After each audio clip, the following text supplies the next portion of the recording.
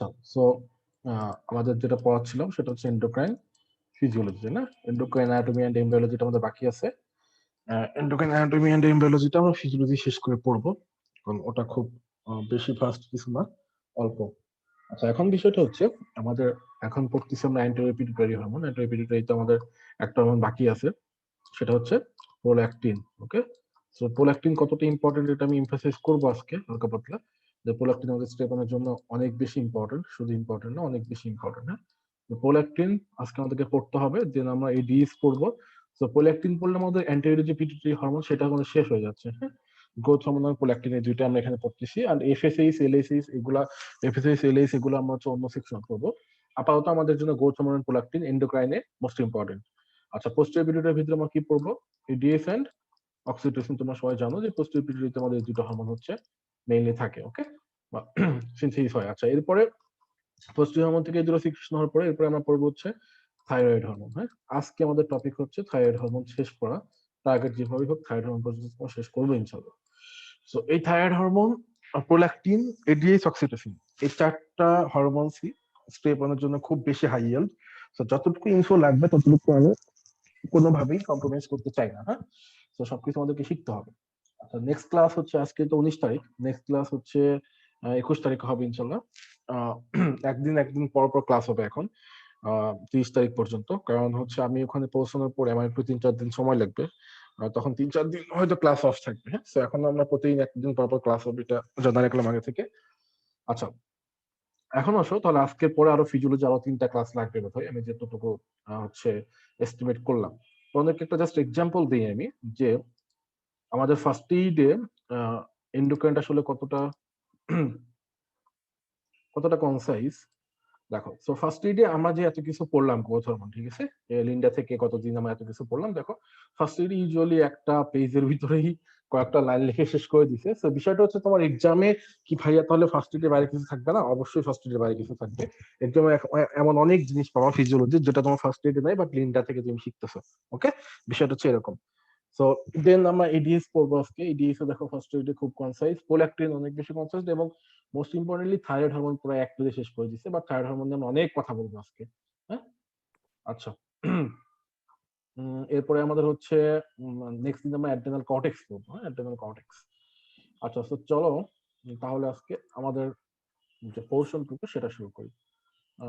তোমার স্ক্রিন দেখতে পাচ্ছ? আই হোপ, আমাকে একটু জানাও তো একজন স্ক্রিন দেখতে পাচ্ছ কিনা, না হলে তো সমস্যা হয়ে যাবে পরে।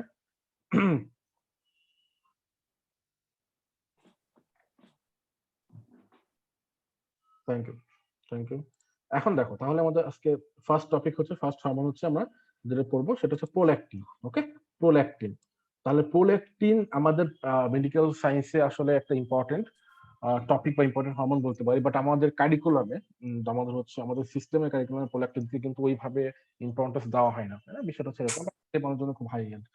আচ্ছা, তো প্রোল্যাকটিন আমাদের ফার্স্ট অফ অল যে কথা মনে রাখতে হবে সেটা হচ্ছে prolactin is the major hormone responsible for milk production.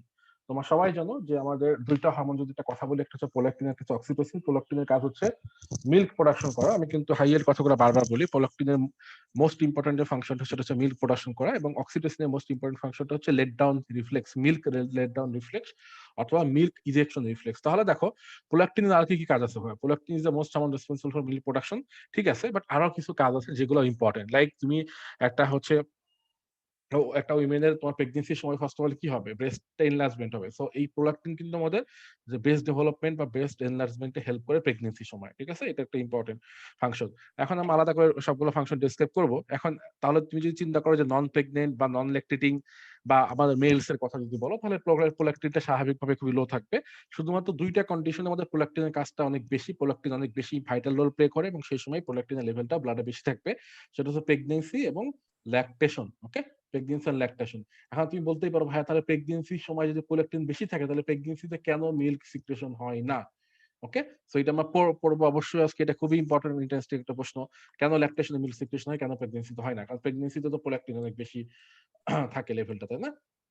আচ্ছা, তাহলে এখন আমরা চলো ফার্স্ট যে বিষয়টা সেটা হচ্ছে আমরা ইন্ট্রোটা পড়লাম, chemistry of prolactin, no needed, no needed, we are not gonna become a biochemist. আচ্ছা, এখন দেখো, এরপরে হচ্ছে আমাদের রেগুলেশন অফ প্রোল্যাকটিন সিক্রেশন। এটা আমার নেক্সট যে টপিক সেটা হচ্ছে মোস্ট ইম্পর্টেন্ট। ওকে, সেটা হচ্ছে regulation of most prolactin secretion.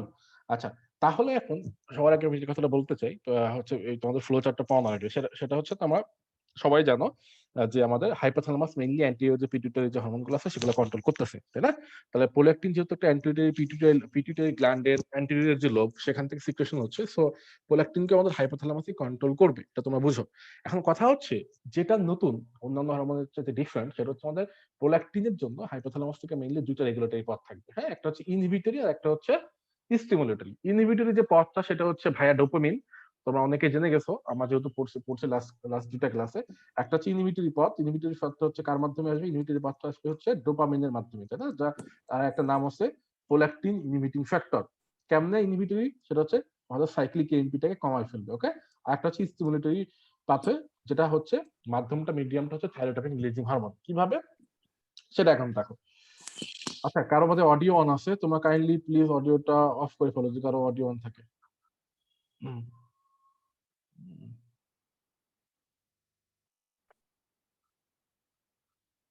আচ্ছা, সো এখন দেখো, কাইন্ডলি নোটিস করো। সো আমাদের যেহেতু কন্ট্রোল করতেছে হাইপোথ্যালামাস, হ্যাঁ, সো হাইপোথ্যালামাস যেহেতু কন্ট্রোল করতেছে, সো হাইপোথ্যালামাস যখন কন্ট্রোল করতেছে আমাদের দুইটা হরমোন দেখো মেজর রোল প্লে করবে অ্যান্টিরিয়রি পিটুইটারি স্টিমুলেট বা ইনহিবিট করার জন্য। একটা হচ্ছে ডোপামিন, একটা হচ্ছে থাইরোটপিন রিলিজিং হরমোন, ঠিক আছে? একটা হচ্ছে ডোপামিন আর একটা হচ্ছে থাইরোটপিন releasing hormone.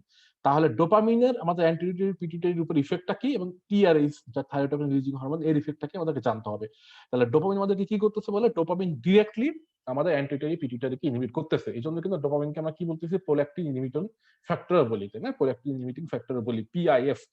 So PIF, prolactin inhibiting factor. তাহলে ডোপামিন যেটা করতেছে সেটা হচ্ছে অ্যান্টিপিটুইটারিকে আমাদেরকে ইনহিবিট করবে, আর টিআরএইচ যেটা থাইরয়েড রিলিজিং হরমোন সেটা অ্যান্টিপিটুইটারিকে স্টিমুলেট করবে, ওকে? এটুকু তো বুঝতে পারলাম। দেন অ্যান্টিপিটুইটারি যখন স্টিমুলেটেড হচ্ছে তখন সেখান থেকে আমাদের অ্যান্টেরিয়র লোব থেকে আমাদের প্রোল্যাক্টিন সিক্রেশন হবে। দেন প্রোল্যাক্টিন কোথায় যাবে? তার টার্গেট টিস্যু যেটা ব্রেস্টে যাবে, ওকে? যে ব্রেস্ট এনার্জিং করবে প্লাস মিল্ক প্রোডাকশন করবে। এখন তাহলে আসো, এখন নেক্সট যে বিষয়টা আমাদেরকে জানতে হবে সেটা হচ্ছে ভাই তাহলে ফিডব্যাক মেকানিজমটা কি? ফিডব্যাক মেকানিজমটা কি সেটা জানতে হবে। তাহলে দেখো, তুমি যে আমরা যে ইয়াটা পাইলাম, প্রোল্যাক্টিনটা পাইলাম অ্যান্টিপিটুইটারি থেকে, ঠিক আছে? সো হাইপোথ্যালামাসে ডোপামিন হয়ে প্রোল্যাক্টিন পাইলা। সেই প্রোল্যাক্টিন কি করবে? নিজেই নিজের সিক্রেশনটাকে ইনহিবিট করবে। ভাই কেমনে? নিজে কেন নিজের নেগেটিভ ফিডব্যাক দিচ্ছে? দেখো, প্রোল্যাক্টিন কিন্তু হাইপোথ্যালামাস কি স্টিমুলেট করতেছে? হাইপোথ্যালামাস মেইনলি ডোপামিন কি স্টিমুলেট করতেছে, ঠিক আছে? তাহলে প্রোল্যাক্টিন যখন ডোপামিন কি স্টিমুলেট করবে, ডোপামিন মানে কি? ডোপামিন যত বাড়বে প্রোল্যাক্টিন তত কমবে, ঠিক আছে? তাহলে প্রোল্যাক্টিন যখন সিক্রেশন হচ্ছে অ্যান্টিপিটুইটারি থেকে, সে নিজে গিয়ে হাইপোথ্যালামাসকে কি করবে? নিজের পায়ে নিজেই কোয়াল মারতেছে। হাইপোথ্যালামাসের ডোপামিন কি স্টিমুলেট করবে? ডোপামিন প্রোল্যাক্টিন কি ইনহিবিট করে দেবে, ঠিক আছে? এটা হচ্ছে আমাদের রেগুলেশন মেকানিজম। তাহলে এই যে এগুলাই কথাবার্তা লেখা আছে বইয়ে।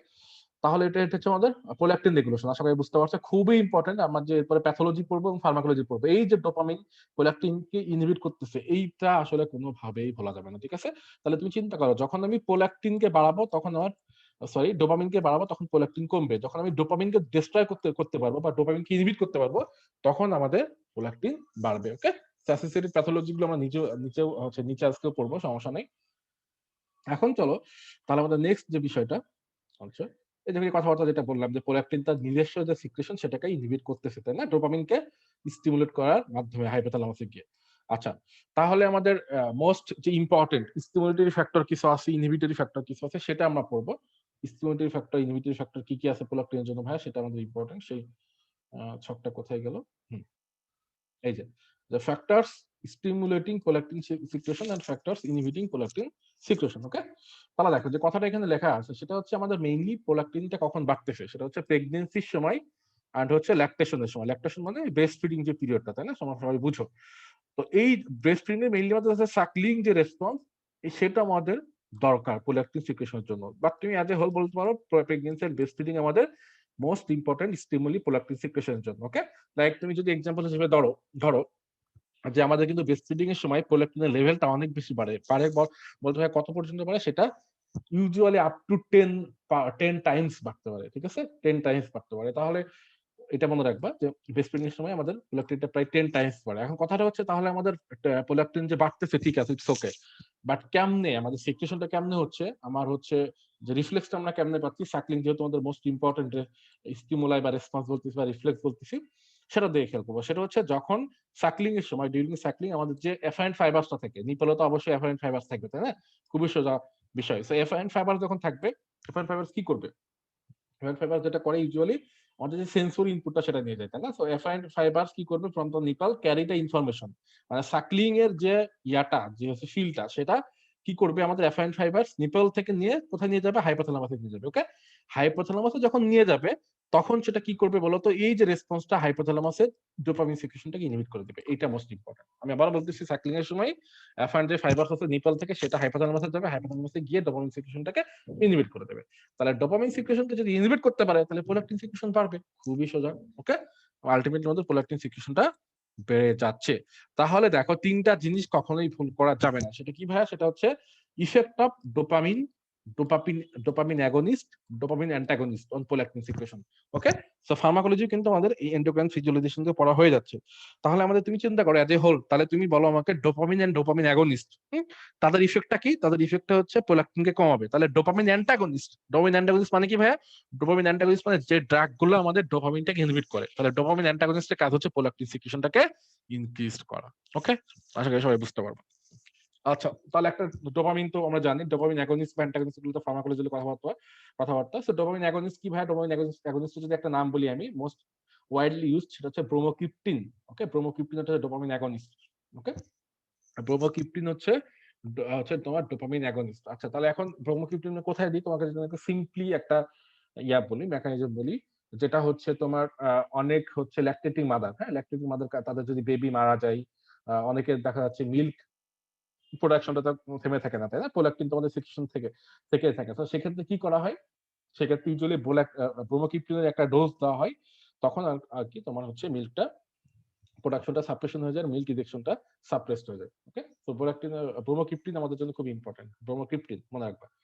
ফার্মাকোলজিতে আমরা পড়বো এরপরে, সমস্যা নেই। আচ্ছা, তাহলে এখন দেখো ফ্যাক্টর স্টিমুলেট করতেছে কে কে, ইনহিবিট করতেছে কে কে? স্টিমুলেট করতেছে তোমরা এখন আমার সাথে ভালো বুঝো প্রেগন্যান্সিতে, না?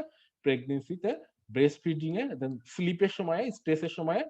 আচ্ছা, এই দুটো হচ্ছে নট লাইক 10 ফোল্ডের মতো এত বেশি না যে আমাদের মিল্ক প্রোডাকশন হয়ে যাবে, ঠিক আছে? একটা ফিজিওলজিক্যাল লেভেল পর্যন্ত স্লিপ আর স্ট্রেসে বাড়ে থাইরোটোপিন রিলিজিং হরমোন, যেটা তোমরা আগেই জানো, এন্ড ডোপামিন অ্যান্টাগনিস্ট, যেটা কথা একটু আগে বললাম, ঠিক আছে? এগুলো হচ্ছে আমাদের স্টিমুলেটরি ফ্যাক্টর।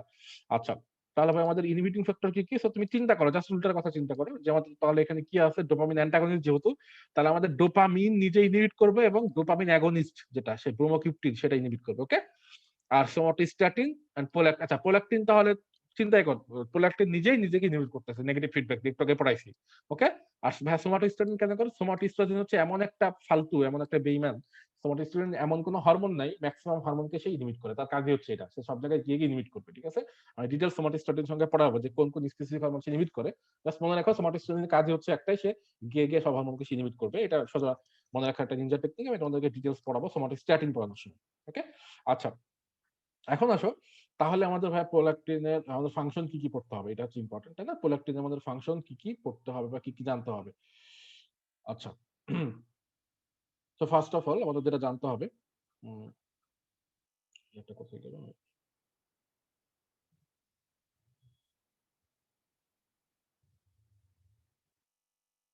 হ্যাঁ, তো ফার্স্ট ফাংশনটা কি প্রোল্যাকটিন? সেটা হচ্ছে ব্রেস্ট ডেভেলপমেন্ট। তো কথা কখন ব্রেস্ট ডেভেলপমেন্ট হবে?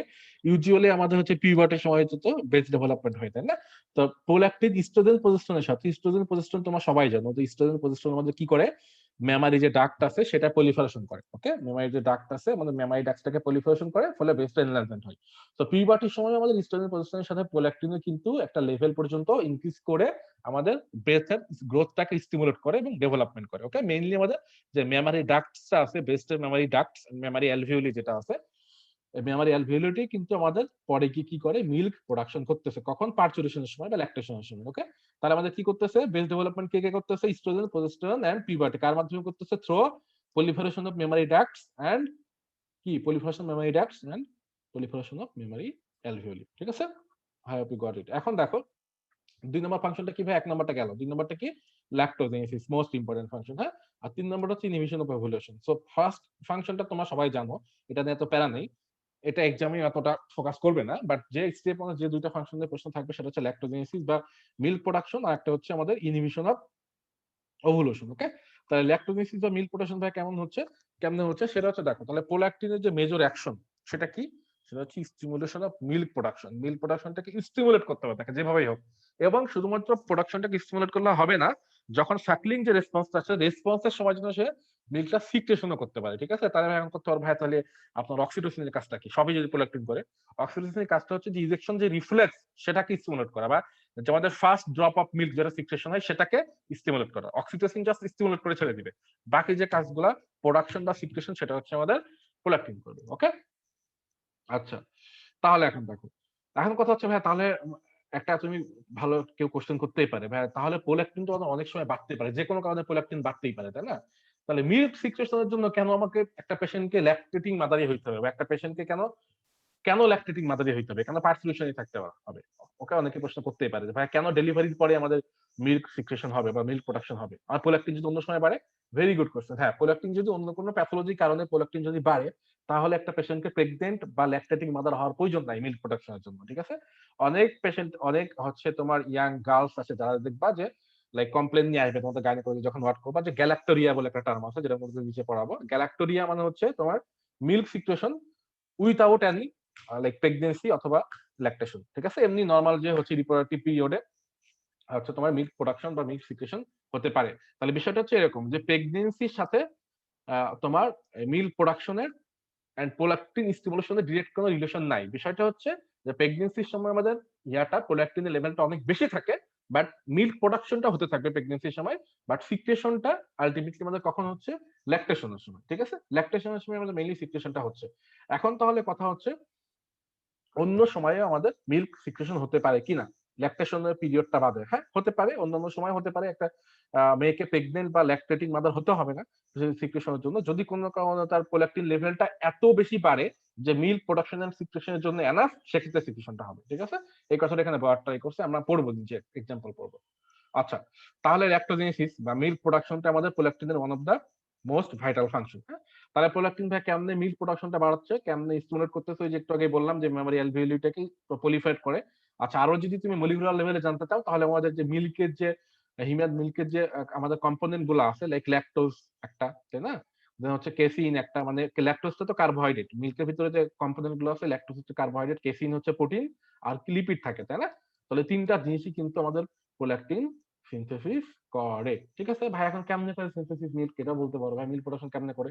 খুবই সুন্দর মেকানিজম, এখন তোমরা সবই জানো যে হরমোনাল আমাদের সিগন্যালিং পাথওয়ে গুলো কি। সেটা হচ্ছে কি করবে, প্রোল্যাক্টিন একটা সেল মেমব্রেন রিসেপ্টরের সাথে বাইন্ড করবে। তাহলে যখন প্রোল্যাক্টিন আর রিসেপ্টর বাইন্ড করবে, তুমি বলো এখন কি হবে? প্রোল্যাক্টিন রিসেপ্টর বাইন্ড করলে আমাদের একটা সেকেন্ড মেসেঞ্জার অ্যাক্টিভেট হয়ে যাবে। সেকেন্ড মেসেঞ্জার অ্যাক্টিভেট হলে কি হয়ে যাবে? আমাদের ট্রান্সক্রিপশন হবে। ট্রান্সক্রিপশন মানে কি? প্রোটিন সিনথেসিস, তাই না? তো ট্রান্সক্রিপশন হবে, ফলে আলটিমেটলি আমাদের মিল্ক প্রোডাকশন হবে। সব সুন্দর পাথওয়ে, তোমরা যারা ফার্স্ট ক্লাস করছো তারা এখন খুব ভালো মতো বুঝতে পারবে। হ্যাঁ, আচ্ছা, এখন তাহলে কথা হচ্ছে ভাইয়া প্রোল্যাক্টিন তো প্রেগনেন্সির সময় বাড়তেছে, আপনি যেই বলেন যে প্রোল্যাক্টিন তো আমাদের প্রেগনেন্সির সময় বাড়তেছে, কিন্তু কেন প্রেগনেন্সির সময় মিল্ক সিক্রেশন হচ্ছে না? আমাকে দেখি কে বলতে পারে, বলতে পারার কথা, যদি তোমরা একটু ভালো মতো ফিজিওলজি পড়ো, এটা এতটা টাফ কোনো প্রশ্ন না। দেখি চ্যাটে লিখো, ট্রাই করো, অ্যাটলিস্ট ট্রাই, গুগল সার্চ করবা নাকি?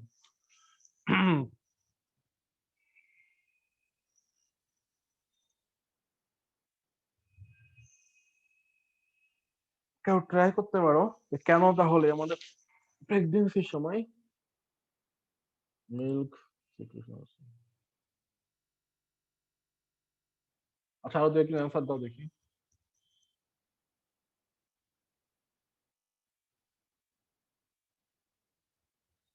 আচ্ছা, বিষয়টা তো এরকম না, তাই না, যে তুমি যদি রাইট অ্যান্সারটা দিতে না পারো তাহলে আমি তোমাকে বকাঝকা করতেছি। বিষয়টা তো এরকম না। তোমরা সবাই এখানে শিখতে আসছো, পার্টিসিপেট করবা, যার যেটা মনে হচ্ছে সেটা অ্যান্সার দিবা। আচ্ছা আচ্ছা, চার পাঁচজন অ্যান্সার দিয়েছে, very good, thank you for participation. তো বিষয়টা হচ্ছে যে অয়ন যেটা অ্যান্সার দিছে, very good Ayan, thank you so much. সেটা হচ্ছে আমাদের ইস্ট্রোজেন এন্ড প্রজেস্টেরনের ইনহিবিটর ইফেক্ট। এই যে মৃত্তিকা চক্র, থ্যাংক ইউ, মৃত্তিকা অনেক পড়াশোনা করতেছো, তোমার হচ্ছে রেসপন্স অনেক ভালো, I am so proud of you. এখন তাহলে দেখো যে আমাদের ইস্ট্রোজেন এন্ড প্রজেস্টেরনের যে ইনহিবিটর ইফেক্ট থাকে, মানে কেন ইনহিবিটর ইফেক্ট থাকে? বেশিরভাগ হচ্ছে প্রেগনেন্সির সময় আমাদের, তোমরা সবাই জানো যে ইস্ট্রোজেন প্রজেস্টেরন লেভেলটা কি থাকে, হাই থাকে, তাই না? তো ইস্ট্রোজেন প্রজেস্টেরন যেটা করে, আমার প্রোল্যাক্টিন প্রেগনেন্সির সময় বাড়লেও সেটাকে ব্লক করে দেয়। ওকে, বাট যেটা হয় ডেলিভারি, বাচ্চা ডেলিভারির পরে প্রজেস্টেরন ইস্ট্রোজেন তো কমে যাচ্ছে, তখন কিন্তু প্রোল্যাকটিনকে ব্লক করার কেউ নাই। এটাই হচ্ছে আমাদের মেকানিজম। ওকে, দেখো although prolactin levels are high during pregnancy, lactation doesn't occur because high levels of estrogen and progesterone down regulate the prolactin receptors. ওকে, এখন আপ রেগুলেট আর ডাউন রেগুলেট কি ভাইয়া, সেটা তুমি আজকে বোঝাবো না, অলরেডি পড়াই ফেলছি তোমাদের। দেখছো কতটা ইন্টিগ্রেটেড একটা জিনিস আরেকটা জিনিসের সাথে। তো block the action of prolactin. Okay, পার্চুরেশনের সময় বা ল্যাকটেশনের সময় ইস্ট্রোজেন প্রোজেস্টেরন ড্রপ করে ফেলে এবং তাদের ইনহিবিটেড অ্যাকশন সিজ, ফলে prolactin can stimulate lactogenesis and lactation can occur. Done. এখন আসো আমাদের থার্ড যে ফাংশন, সেটা হচ্ছে ইনহিবিশন অফ ওভুলেশন। এইটাই একটা কথা, কেন আফটার ডেলিভারি আমাদের হচ্ছে কেন কেন ওরাল কন্ট্রাসেপটিভ কেন বলতেছি, কেন কোনো কন্ট্রাসেপটিভ মেথড ইউজ করা লাগে না, তাই না? বা কেন কেন কোনো কন্ট্রাসেপটিভ মেথড ইউজ করা লাগে না কিছু সময় পর্যন্ত, কারণটা হচ্ছে প্রোল্যাকটিন। ওকে, তাহলে দেখো ইন ফিমেলস কি হচ্ছে, আমাদের ওভুলেশনটাকে সে ইনহিবিট করতেছে। কেমনে করতেছে ভাই? ইন ফিমেলস কি হচ্ছে, prolactin inhibits ovulation by inhibiting the synthesis of GnRH. এটাই আমি তোমাকে বোঝাবো এখন। জিএনআরএইচ কে যদি ইনহিবিট করতে পারে তাহলে আমাদের ওভুলেশনও আলটিমেটলি ইনহিবিট হবে, ফলে ফার্টিলিটি তো হবে না। স্বাভাবিক ব্রেস্ট ফিডিং যতদিন ব্রেস্ট ফিডিং চলবে ততদিন আমাদের ব্রেস্ট ফিডিং যতদিন চলবে ততদিন আমাদের ন্যাচারাল কন্ট্রাসেপটিভ হিসেবে সেটা কি হবে, সেটা কন্টিনিউ হতে থাকবে। তোমরা অনেকে পড়ছো, তাই না? ব্রেস্ট মিল্কের অ্যাডভান্টেজ ডিসঅ্যাডভান্টেজ, ন্যাচারাল কন্ট্রাসেপটিভ পড়ছো না, না বুঝে পড়ছো কি বুঝে পড়ছো, এইটাই হচ্ছে আজকে কারণ। আজকে পড়ে রাখো, এটাই হচ্ছে মেইন কারণ। ওকে, আচ্ছা। তাহলে এখন যদি তুমি বলো ভাইয়া কেমন এটা করতেছে, আমি যদি তোমাদের একটু বোঝাই, যদিও এটা নেক্সট ইয়াতেই আছে, আমরা পড়বো। দেখো, হাইপোথ্যালামাস থেকে আমাদের একটা হরমোন রিলিজ হয়, তোমরা সবাই জানো, সেটা হচ্ছে gonadotropin releasing hormone. Gonadotropin releasing hormone. Okay, so gonadotropin releasing hormone যেটা করে, আমাদের অ্যান্টিডাইপিরেটিক স্টিমুলেট করে। অ্যান্টিডাইপিরেটিক স্টিমুলেট করলে সেটা কি, আমরা কি রিলিজ হয়, সেটা হচ্ছে এলএইচ এন্ড এফএইচ। হ্যাঁ, এলএইচ এন্ড এফএইচ তোমরা সবাই জানো, লুটিনাইজিং হরমোন আর ফলিকুল স্টিমুলেটিং হরমোন। এখন এলএইচ থেকে আর এফএইচ থেকে কি আছে বলো তো দেখি, এলএইচ থেকে আর এফএইচ থেকে কি আছে, চ্যাটে লিখো দেখি, এলএইচ থেকে কি আছে, এফএইচ থেকে কি আছে।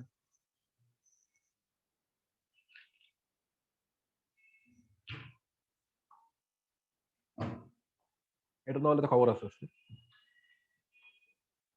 এটা কতদিন পড়াইছি একদম ফার্স্ট ক্লাসে, যে এলএইচ এর ফাংশন এফএইচ এর ফাংশন, একদম বেসিক ফাংশন পড়াইছি। রেসপন্স রেসপন্স রেসপন্স, কোথায় রেসপন্স? এলএসএইচ এর এফএসএইচ এর ফাংশন কি, এখানে কি করবে?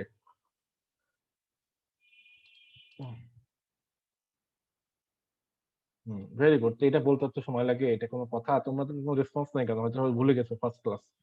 সেটা হচ্ছে যে আমাদের ইস্ট্রোজেন এন্ড প্রোজেস্টেরন আমরা এলএসএইচ এফএসএইচ থেকে পাবো। ওকে, ইস্ট্রোজেন এন্ড প্রোজেস্টেরন, তাহলে ইস্ট্রোজেন প্রোজেস্টেরন পাচ্ছি, এটা হচ্ছে আমাদের নরমাল এক্সিস, এটা হচ্ছে আমাদের নরমাল হাইপোথ্যালামিক পিটুইটারি অ্যাক্সিস। এখন প্রোল্যাকটিন ভাইয়া কি করবে, প্রোল্যাকটিন ভাইয়া যেটা করবে সেটা হচ্ছে যে সুন্দর মতো গিয়ে গোনাডোট্রপিন রিলিজিং হরমোনকে ইনহিবিট করে দেবে। তো গোনাডোট্রপিন রিলিজিং হরমোন যদি আমি ইনহিবিট করি, তাহলে এলএসএইচ এফএসএইচ ইজ ডিক্রিজ, ইস্ট্রোজেন নাই, প্রোজেস্টেরন নাই। ওভুলেশনের জন্য কি দরকার? ওভুলেশনের জন্য দরকার আমাদের এলএইচ সার্জ। ওভুলেশনের জন্য আমাদের দরকার হচ্ছে এলএইচ সার্জ আর ইনক্রিজড এলএইচ। ওকে, সেই এলএইচ তো নাই, ফলে নো ওভুলেশন। এটা হচ্ছে আমাদের মেকানিজম। থ্যাংক ইউ এভরিওয়ান যারা পার্টিসিপেট করছো। আচ্ছা, হ্যাঁ ঠিক আছে, এলএইচ ওভুলেশন সার ঠিক আছে, বাট আমি যেটা জানতে চাইছি সেটা হচ্ছে ইস্ট্রোজেন প্রোজেস্টেরন সিনথেসিস হচ্ছে রিলিজ হচ্ছে, এটা জানতে চাইছি। আচ্ছা, এখন দেখো, আমি যদি নেক্সট যাই, নেক্সট বিষয় সেটা হচ্ছে আমাদের তাহলে ওভুলেশনটা ইনহিবিশন হচ্ছে, তুমি বুঝতে পারলা কেমনে হচ্ছে। তাহলে ওভুলেশন ইনহিবিশন হচ্ছে আমাদের মিল প্রোডাকশন হচ্ছে, বেস্ট ডেভেলপমেন্ট হচ্ছে, এটা হচ্ছে আমাদের প্রোল্যাকটিনের কাজ। ওকে, ডান ডান ডান ডান। এখন আসো নেক্সট হচ্ছে আমাদের প্যাথোলজি পড়ি, প্যাথোলজি একটু পড়ে ফেলি ফিজিওলজির সঙ্গে। তাহলে আমাদের প্রোল্যাকটিন ডান, সেটা হচ্ছে আমাদের প্রোল্যাকটিন তাহলে কি হতে পারে, অন্যান্য হরমোনের মতো এটাও আলটিমেটলি আমাদের আইদার ডেফিসিয়েন্সি হতে পারে অথবা আমাদের এক্সেস সিক্রেশন হতে পারে। ডেফিসিয়েন্সি হলে সেটা কি সমস্যা, এক্সেস সিক্রেশন হলে কি সমস্যা? যদি ডেফিসিয়েন্সি হয়, তুমি নিজে চিন্তা করো, যদি ডেফিসিয়েন্সি হয়, ভাই কেমন ডেফিসিয়েন্সি হতে পারে, এটা একটা কথা। কেমন ডেফিসিয়েন্সি হতে পারে, তাহলে এটা হতে পারে either destruction of the entire anterior lobe of the pituitary, ঠিক আছে, অথবা selective destruction of lactotrophs. Prolactin deficiency results in failure to lactate, খুবই স্বাভাবিক। তার মানে বিষয়টা কি বলতে যাচ্ছে বলো, আমাদের যে হাইপোথ্যালামাস যে ইয়া করতেছে, স্টিমুলেট করতেছে, কাকে করতেছে, অ্যান্টেরিয়র পিটুইটারি থেকে। তো আমার আলটিমেটলি প্রোল্যাকটিন যে হরমোনটা আসতেছে, এটা কোত্থেকে আসতেছে, এটা আসতেছে হচ্ছে আমাদের অ্যান্টেরিয়র পিটুইটারি থেকে, ঠিক আছে। সো এখন আমাদের পিটুইটারি গ্ল্যান্ডের যে অ্যান্টেরিয়র লোব, সেটা যদি কোনো কারণে ডিস্ট্রাকশন হয়, তাহলে কিন্তু আমাদের প্রোল্যাকটিন ডেফিসিয়েন্সি হতে পারে এবং পেশেন্টের ফেলিয়ার টু ল্যাকটেট হবে। তোমাদেরকে এখন আমি সঙ্গে সঙ্গে একটা জিনিস পড়াবো, খুবই ইম্পর্টেন্ট, এটা সারা জীবন মনে রাখবে, কারণ হচ্ছে এটা যে এক্সামে যাও না কেন, দুনিয়ার যে কোনো জায়গায় পোস্ট গ্রাজুয়েশন এক্সামে এই জিনিসটা মাস্ট আসবে। সেটা হচ্ছে একটা সিনড্রোম আছে, আমরা এটা প্যাথোলজিতে পড়াবো, এখানে বলে দিই, সেটা নাম হচ্ছে শিহান সিনড্রোম। অনেকের নাম শুনছো, শিহান সিনড্রোম, ঠিক আছে? শিহান সিনড্রোমটা কি? শিহান সিনড্রোমটা হচ্ছে আমাদের একটা পেশেন্টের যদি ডেলিভারির সময় কোনো কারণে যদি ব্লাড লস হয়, তাহলে পেশেন্ট শিহান সিনড্রোমে রিস্কে থাকে। মনে করো অ্যান্টিপার্টিম বা পোস্টপার্টাম যদি হিমোরেজ হয়, তাহলে যেটা হয় আমাদের এই যে ব্রেনে যখন ব্লাড সাপ্লাই কমে যায়, তখন পিটুইটারি যে গ্ল্যান্ড আছে সেখানে আমাদের হিমোরেজ হতে পারে, ঠিক আছে? পিটুইটারি হিমোরেজ হতে পারে। পিটুইটারি হিমোরেজ যদি হয়, তাহলে আমাদের প্রোল্যাকটিন সিক্রেশন কি হবে? ডিক্রিজ হয়ে যাবে, সিসেশন হয়ে যাবে। ফলে একটা পেশেন্ট টোটালি তার মিল্কের সিসেশন হবে, milk production cessation and milk ejection cessation. মানেটা কি? মানে সে বাচ্চাকে অবশ্যই কোনোভাবে ব্রেস্ট ফিড করাইতে পারবে না, ঠিক আছে? শিহান সিনড্রোম মানে হচ্ছে ফেইলিয়ার টু ল্যাকটেট। এটা খুবই ইম্পর্টেন্ট, স্টেপ ওয়ানে one of the most hailed disease. আচ্ছা, তাহলে এখন দেখো, যেটা বলতেছিলাম, হ্যাঁ, ডেফিসিয়েন্সি হলো প্রোল্যাকটিন ডেফিসিয়েন্সি। আচ্ছা, প্রোল্যাকটিন এক্সেস হলে কি হয়? কোনো কারণে প্রোল্যাকটিন এক্সেস হয়ে যেতে পারে। কারণ মনে করো যদি আমাদের একটা টিউমার থাকে, হচ্ছে তোমার অ্যান্টিরিয়র যে পিটুইটারি গ্ল্যান্ডে যদি একটা টিউমার থাকে, মনে করো আমরা পড়বো প্যাথোলজিতে, পিটুইটারি গ্ল্যান্ডে যে টিউমার থাকে, সে টিউমারের কারণে কোনো সময় একটা হরমোন এক্সেসও হতে পারে, একটা সময় ডেফিসিয়েন্সি হতে পারে। এই জিনিসটা মনে রাখবা। টিউমার মানে যে একটা হরমোনের ডেফিসিয়েন্সি হবে না বা এক্সেস হবে, বিষয়টা কিন্তু এরকম না। ওকে, ডেফিসিয়েন্সি হতে পারে, এক্সেস হতে পারে, এটা আমার ডিটেইলস পড়বো পরে। আচ্ছা, তাহলে প্রোল্যাকটিন এক্সেস কেন হইতে পারে? একটা হচ্ছে তোমার যে হাইপোথ্যালামাসকে ডিস্ট্রাকশন করে দাও। ভাই কেন?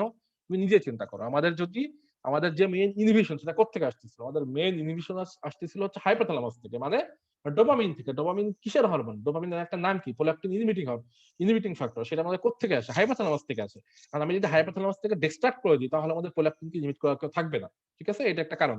তাহলে আমি যদি হাইপোথ্যালামাসকে ডিস্ট্রাকশন করে দিই, তাহলে আমাদের প্রোল্যাকটিন এক্সেস হতে পারে। এরপরে আমরা যদি হাইপোথ্যালামো হাইপোফাইসিয়াল যে ট্র্যাকটা আছে, সেটাকে যদি কোনো কারণে ইন্টারাকশন করে দিতে পারি, মানে কি ভাইয়া? মানেটা হচ্ছে এই যে হাইপোথ্যালামাস আর পিটুইটারি গ্ল্যান্ড, এদের মাঝে যে কানেকশন, সেটাকে বলা হয় হাইপোথ্যালামো হাইপোফাইসিয়াল ট্র্যাক্ট, ঠিক আছে? তো তুমি যদি এদের ভিতরে কানেকশনটা অফ করে দাও, মনে করে ডোপামিনের যে ইনহিবিটরি অ্যাকশন অ্যান্টেরিয়র পিটুইটারি, কোনো কারণে যদি একটি ইন্টারাকশন হয়, তাহলে কি হবে বলো? অ্যান্টেরিয়র পিটুইটারি থেকে আমাদের প্রোল্যাকটিন সিক্রেশনটা বেড়ে যাবে, ঠিক আছে? খুবই সোজা, বুঝতে পারবে।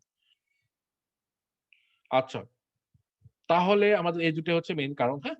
সো যেটা বললাম, তাহলে এখন যদি একটা এক্সেস প্রোল্যাকটিন সিক্রেশন হয় একটা পেশেন্টের, তাহলে কি হবে? গ্যালাক্টোরি হবে। একটু আগে তোমাদেরকে বলছি গ্যালাক্টোরি, বা একটা কি হবে ভাইয়া, যেটা যেটা এখন বলবো, সেটা হচ্ছে ইনফার্টিলিটি। ওই যে যদি ওভুলেশন, একটা পেশেন্টের যদি ওভুলেশনকে তুমি ইনহিবিট করো, একটা পেশেন্টকে যদি ওভুলেশন ইনহিবিট করো, তাহলে একটা মনে করো একটা ফিমেল আসছে, এভাবে তোমার একটা কেস থাকবে, খুব ভালো মতো খেয়াল করবা। আমি তোমাদেরকে কেস বলে দিচ্ছি, তোমার এক্সামে কিভাবে কেস থাকবে। সেটা হচ্ছে 25 ইয়ার্স ওল্ড ফিমেল তোমার কাছে আসছে। 25 ইয়ার্স ওল্ড ফিমেল তোমার কাছে আসছে। সমস্যা কি? সমস্যা তার 6 মান্থস ধরে তার হচ্ছে অ্যামেনিউরিয়া, মানে কোনো মেনস্ট্রুয়েশন হয় না, এবং পেশেন্টের মিল্ক ডিসচার্জ হচ্ছে নিপল থেকে, ঠিক আছে? এই দুটো কমপ্লেন। তাহলে তুমি ওর মাথায় একদমই, তোমার স্টেপ ওয়ানের বিউটি হচ্ছে এরকম, তুমি খুব ভালো ডায়াগনোসিস করতে পারবা, খুব ভালো ক্লিনিশিয়ান হইতে পারবা, ঠিক আছে? বাংলাদেশে যেরকম সিমটোমেটিক ট্রিটমেন্ট দেয়, তোমাকে সিমটোমেটিক ট্রিটমেন্ট দিয়ে কোয়াকের মতো প্র্যাকটিস করা লাগবে না। একটা পেশেন্ট যখন তোমার কাছে আসবে, 25 বছর একটা পেশেন্ট, তার মিল্ক ডিসচার্জ হচ্ছে, তার কোনো মেনস্ট্রুয়েশন নাই, তোমাকে বুঝতে হবে তার মানে তার প্রোল্যাকটিন সিক্রেটিং টিউমার থাকতে পারে পিটুইটারি গ্ল্যান্ডে, ঠিক আছে? তুমি সঙ্গে সঙ্গে কি করবে? একটা এমআরআই অথবা সিটি স্ক্যান করলা, ওকে? আর অথবা প্রোল্যাকটিন আমাদের যে লেভেলটা, সেটা যদি কিছু ড্রাগ আছে পেশেন্টের, যে ড্রাগ গুলা খেলেও হয়, সেই হিস্ট্রি নিবা, এক্সক্লুড করবা যে এই ড্রাগটা খাচ্ছে কিনা। না খেলে তার কোনো টিউমার থাকবে অবশ্যই, এবং অবশ্যই প্রোল্যাকটিন সিক্রেটিং টিউমার থাকবে, ঠিক আছে?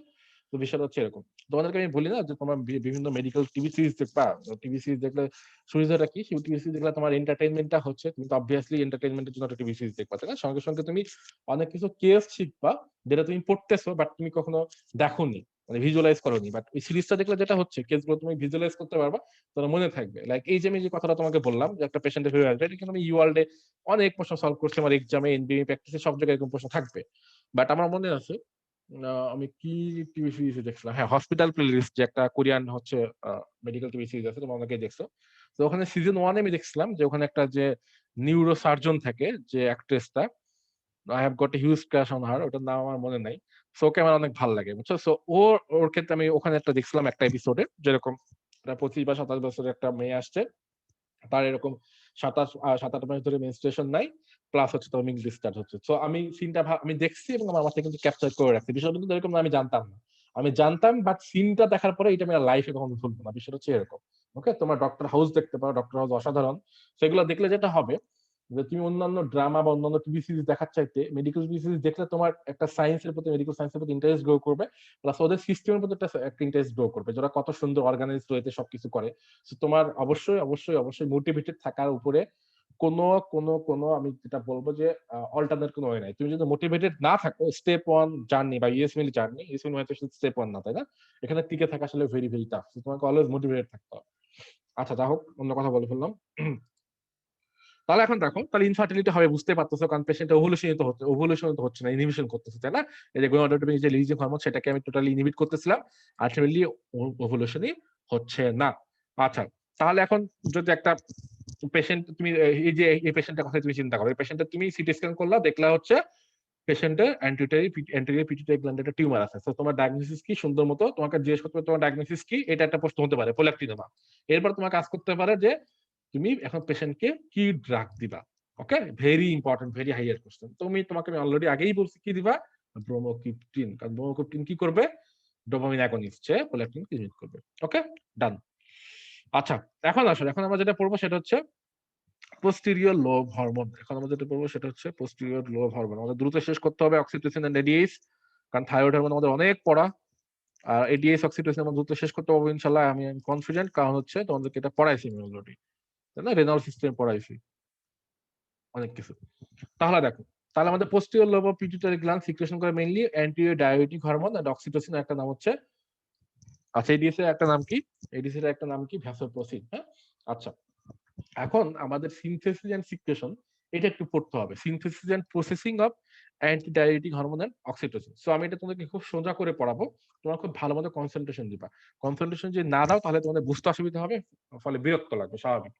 তো সবার আগে দেখো, আমাদের পোস্টিটারি পিটুইটারি কথা যদি তুমি চিন্তা করো, আমাদের ফার্স্ট স্টেপটা কি, সেটা হচ্ছে দেখো, আমাদের হাইপোথ্যালামাস থেকে শুরু হবে অবশ্যই ট্র্যাকটা। হাইপোথ্যালামাসে কিছু নিউক্লিয়াস আছে, তোমাদের ফার্স্ট ইয়ার অ্যানাটমি পড়তেছো বা পড়ছো তারা জানো। তো হাইপোথ্যালামাসের কিছু নিউক্লিয়াস, এখন হাইপোথ্যালামাসের নিউক্লিয়ার ভিতরে সবগুলো মনে রাখার প্রয়োজন নাই, দুইটা নিউক্লিয়াস আছে বা নিউক্লিয়াস যেগুলো হচ্ছে ক্লিনিক্যালি রিলেভেন্ট এন্ড ইম্পর্টেন্ট। সেটা হচ্ছে একটা সুপ্রাঅপটিক নিউক্লিয়াস, একটা হচ্ছে প্যারাভেন্ট্রিকুলার নিউক্লিয়াস। অনেকে মনে রাখো, মনে আছে অনেকে। এখন বিষয়টা হচ্ছে আমাদের এডিএস এন্ড অক্সিটোসিন কেমনে সিনথেসিস এন্ড সিক্রেশন হচ্ছে, সেই পাথওয়েটা আমাদেরকে পড়তে হবে, ঠিক আছে? এই পোস্টেরিয়র যে আমাদের পোস্টেরিয়র যে অ্যান্টিরিয়র লোব বা পোস্টেরিয়র যে লোবের যে হরমোন, এটা আমাদের এই দুইটা এডিএস এন্ড অক্সিটোসিন, এই দুইটা ইউজুয়ালি আমাদের supra optic and paraventricular nucleus of the হাইপোথ্যালামাসে সিনথেসিস হয়, দেন ওখান থেকে সিক্রেশন হয়, ঠিক আছে? সিক্রেশনের পাথওয়েটা আমাদেরকে জানতে হবে। সো এডিএস বা এডিএস এর ক্ষেত্রে কোন নিউক্লি, এডিএস মনে রাখবা, এডিএস এর যে নিউরনটা থাকবে, সেই নিউরনের সেল বডিতে থাকবে হচ্ছে সুপ্রাঅপটিক নিউক্লিতে, আর অক্সিটোসিনের যে সেল বডিটা থাকবে সেটা হচ্ছে প্যারাভেন্ট্রিকুলার নিউক্লিতে, ঠিক আছে? এইটা মনে রাখবা ভাই, এটা মানে কি কিছুই বুঝতে পারলাম না। আচ্ছা ঠিক আছে, কোনো প্রবলেম নেই। দেখো, এখন দেখো আমি যেটা বলতে চাচ্ছি তোমাদেরকে সেটা হচ্ছে, কারো মধ্যে অডিও অন হয়ে যাচ্ছে, অডিও অন করলে কিন্তু পড়া ধরবো। হ্যাঁ, দেখো, সো এখন মনে করো এটা হাইপোথ্যালামাস, ওকে? হাইপোথ্যালামাস, সো হাইপোথ্যালামাসে আমাদের সুপ্রাঅপটিক নিউক্লিয়াস আছে, প্যারাভেন্ট্রিকুলার নিউক্লিয়াস আছে, সুপ্রাঅপটিক এন্ড প্যারাভেন্ট্রিকুলার নিউক্লিয়াস। তো সুপ্রাঅপটিক নিউক্লিয়াসে যেটা হবে, আমাদের এডিএস যে হরমোন তো অবশ্যই নিউরন লাগবে, তাই না, সিনথেসিস হওয়ার জন্য। তো নিউরনের পার্ট কয়টা বলো, তোমাকে দেখি নিউরনের পার্ট কয়টা, দেখো ক্যাটালিক হতে দেখি, দেখি কার ফার্স্ট ইয়ারে পড়া কেমন মনে আছে, পড়াশোনা তো করে আসছে সবাই। নিউরনের পার্ট কয়টা বলো দেখি, নিউরনে কি কি থাকে, মোটা থেকে বলো।